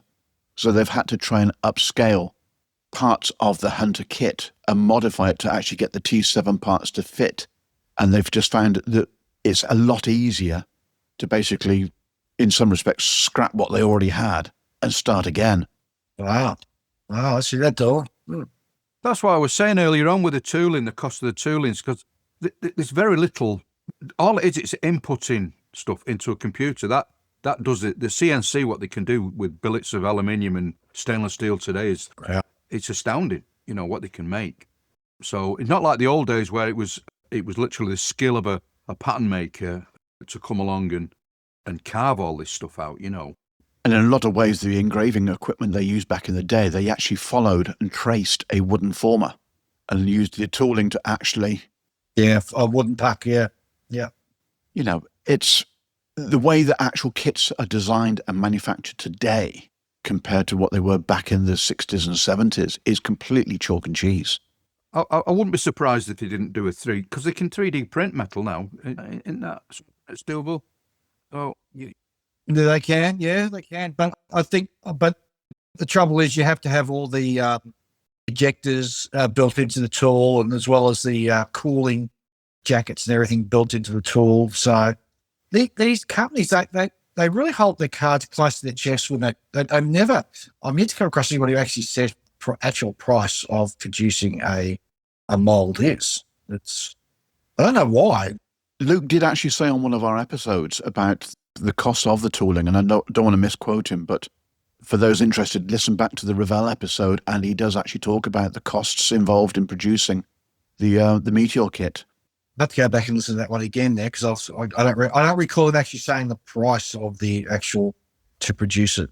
I want to say it was about $120,000. It was around about $100,000 to $120,000 to actually produce the tooling, which is the figure we spoke about or came up with about half hour ago. Yeah. So we're in that ballpark, but yeah, you did actually allude to what the cost is. If you're investing that much money in the tooling, then you're actually shipping it to where you're getting it produced. And there's just so many different facets to it these days compared to just going down to the tool shop and actually getting a designer to actually make a modification to the tool, which, as you alluded to, Dave, it was easy back in the day to actually make a change compared to it on what is these days with the processes they actually use. Well, I used to be, as I said, in the plastics industry sort of many years ago, and I've done both blow molding and injection. And I still work fairly closely with die makers and also with the tool makers as well, because they're the guys who used to sort of fix the the actual molds up. So I've got a fairly good understanding of how it's done. And I remember it being easier to fix an issue back then. They could add something on and then sort of shape, or they could take some more out of it, out of the mold itself. And for them, it wasn't too difficult at all. But then again, these are all sort of, senior sort of tradesmen have been doing it ever since Adam was a boy. So Yeah, very much so. Anyway, Dave, thank you very much for your time. Well, we come to the end of the show. Cheers, a shame. I've enjoyed myself. Yeah. Oh, dear. Come back again, please, Dave. Well, it's funny. I was having so much fun chatting. It didn't even feel like we're doing the show at all. I thought we're just having a good yaks and mates sitting around. The only thing missing was a beer. Oh, that's true. We need to do that. And before I go, I'll just quickly do a quick, not announcement, but notification, though. Moles Without Borders on Facebook. So when you go there, it's a private group with 24K members. So we ask you, you're going to answer some questions. If you don't answer the questions, you're not going to get access to the group. And we do that to stop all these sort of weird people you're coming across on Facebook now trying to sell you swim underwear and, all that sort of stuff. So if you're trying to get Moles Without Borders on Facebook, make sure that you answer the questions. And, of course, on the Bench podcast, you can find us on Facebook and all other good places where you get your podcasts from. Indeed. Dave, thank you very much for your time. We will get you back in the future. And something I think that hasn't been done for a very long time is a multi-pod conversation. Yes, we need to do a multi-pod. But the difficulty is because there's so many podcasters, so many people on these podcasts, you're going to have to sort of break it up and maybe have we'll think about how we're going to do that moving forward. But it's something I agree we need to do. It's always good fun, isn't it? Oh, very much. I used to really enjoy listening to the different opinions and the different accents, etc., and just thinking, one day I'd like to actually be involved in something like that. Stupidly enough, I actually got into that position. And congratulations, guys, to a tearaway success for your podcast. It's a breath of fresh air.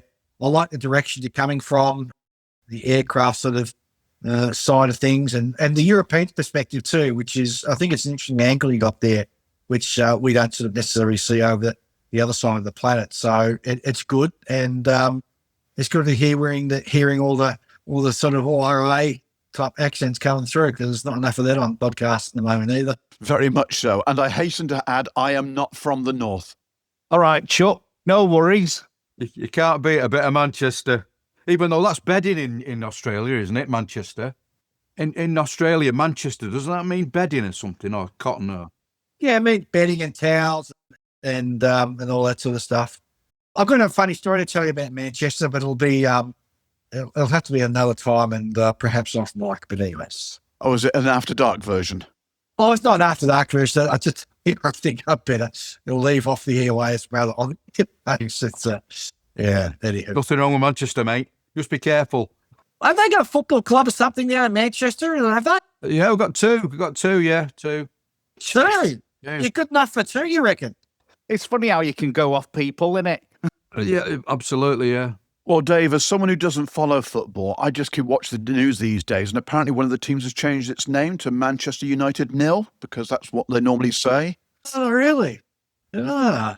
Well, if you get sick of watching football, you can always go and watch cricket. Oh, wait, you haven't got a good cricket team either, have you? Oh, that's fighting talk. Oh, God. How are they doing in the Ashes now? I know Australia have won one side of the Ashes.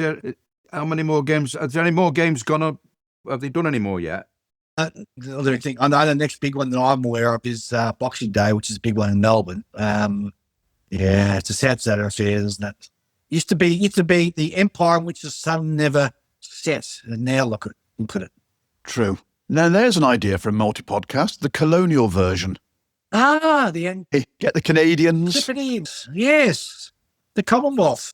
That's a good idea. The trouble is the Commonwealth. Well, to see Stuart over there, he's got a couple of the ones from south of the border on his show as well. So it didn't quite work. We're going to figure it out though. Well, I know, but we just have to drink tea on the episode and actually unwind them up. Yeah. Well, we have cheese in our fries and say, hey, all the time. Yeah, quite. Oh, dear. Dave, thank you very much. And also, thank you very much for the parcel you sent across. The guys haven't had it yet because we haven't had a meeting to actually get face to face. Oh, but it's much appreciated. oh well, they'll like it. Yeah, I'm sure they'll like it. And likewise, again, thanks to you guys as well, because I know that as I said, you're doing a great job over there. Keep doing what you're doing and stay true. It's really good.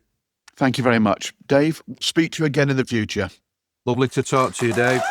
No worries. See you later, chap. Cheers, Dave. Ta-ra. Cheers, Dave. Cheers. See you, Dave. Yeah. Cheers, Dave. Take care, my friend. Bye-bye.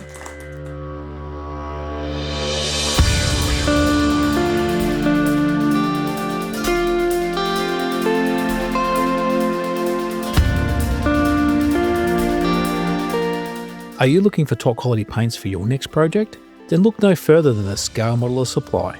Hi, I'm Scott, and as a passionate modeler myself, I've spent years creating the SMS product range, designing them specifically with a scale modeler in mind. We've worked extensively to develop our acrylic lacquer paint range to not only be airbrush ready straight out of the bottle, but also to be very easy to use so that anyone of any skill level can create professional results with minimal effort. Just give the bottle a good shake, pour into your airbrush and spray at 15 psi. So dive into your next project with confidence, knowing that you're backed by one of the finest hobby paints on the market. Head over to our website scalemodeler.com.au to check out our full range and to find your closest retailer.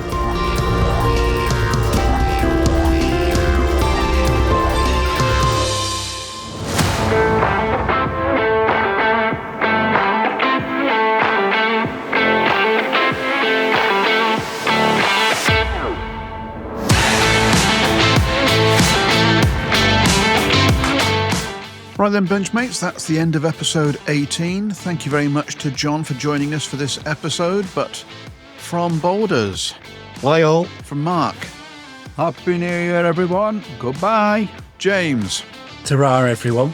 From Dan, See you, Benchmates. Happy New Year. And from John, Happy New Year, everybody, and see you soon. And from myself, thank you for listening. Enjoy the New Year festivities, as it is obviously dropping on the 1st of January. And if you've actually tuned in first thing in the morning, I'll make sure there's some bagpipes at the start of the episode to really help the episode go along with the twist. Anyway, with that, we'll see you soon. Bye-bye.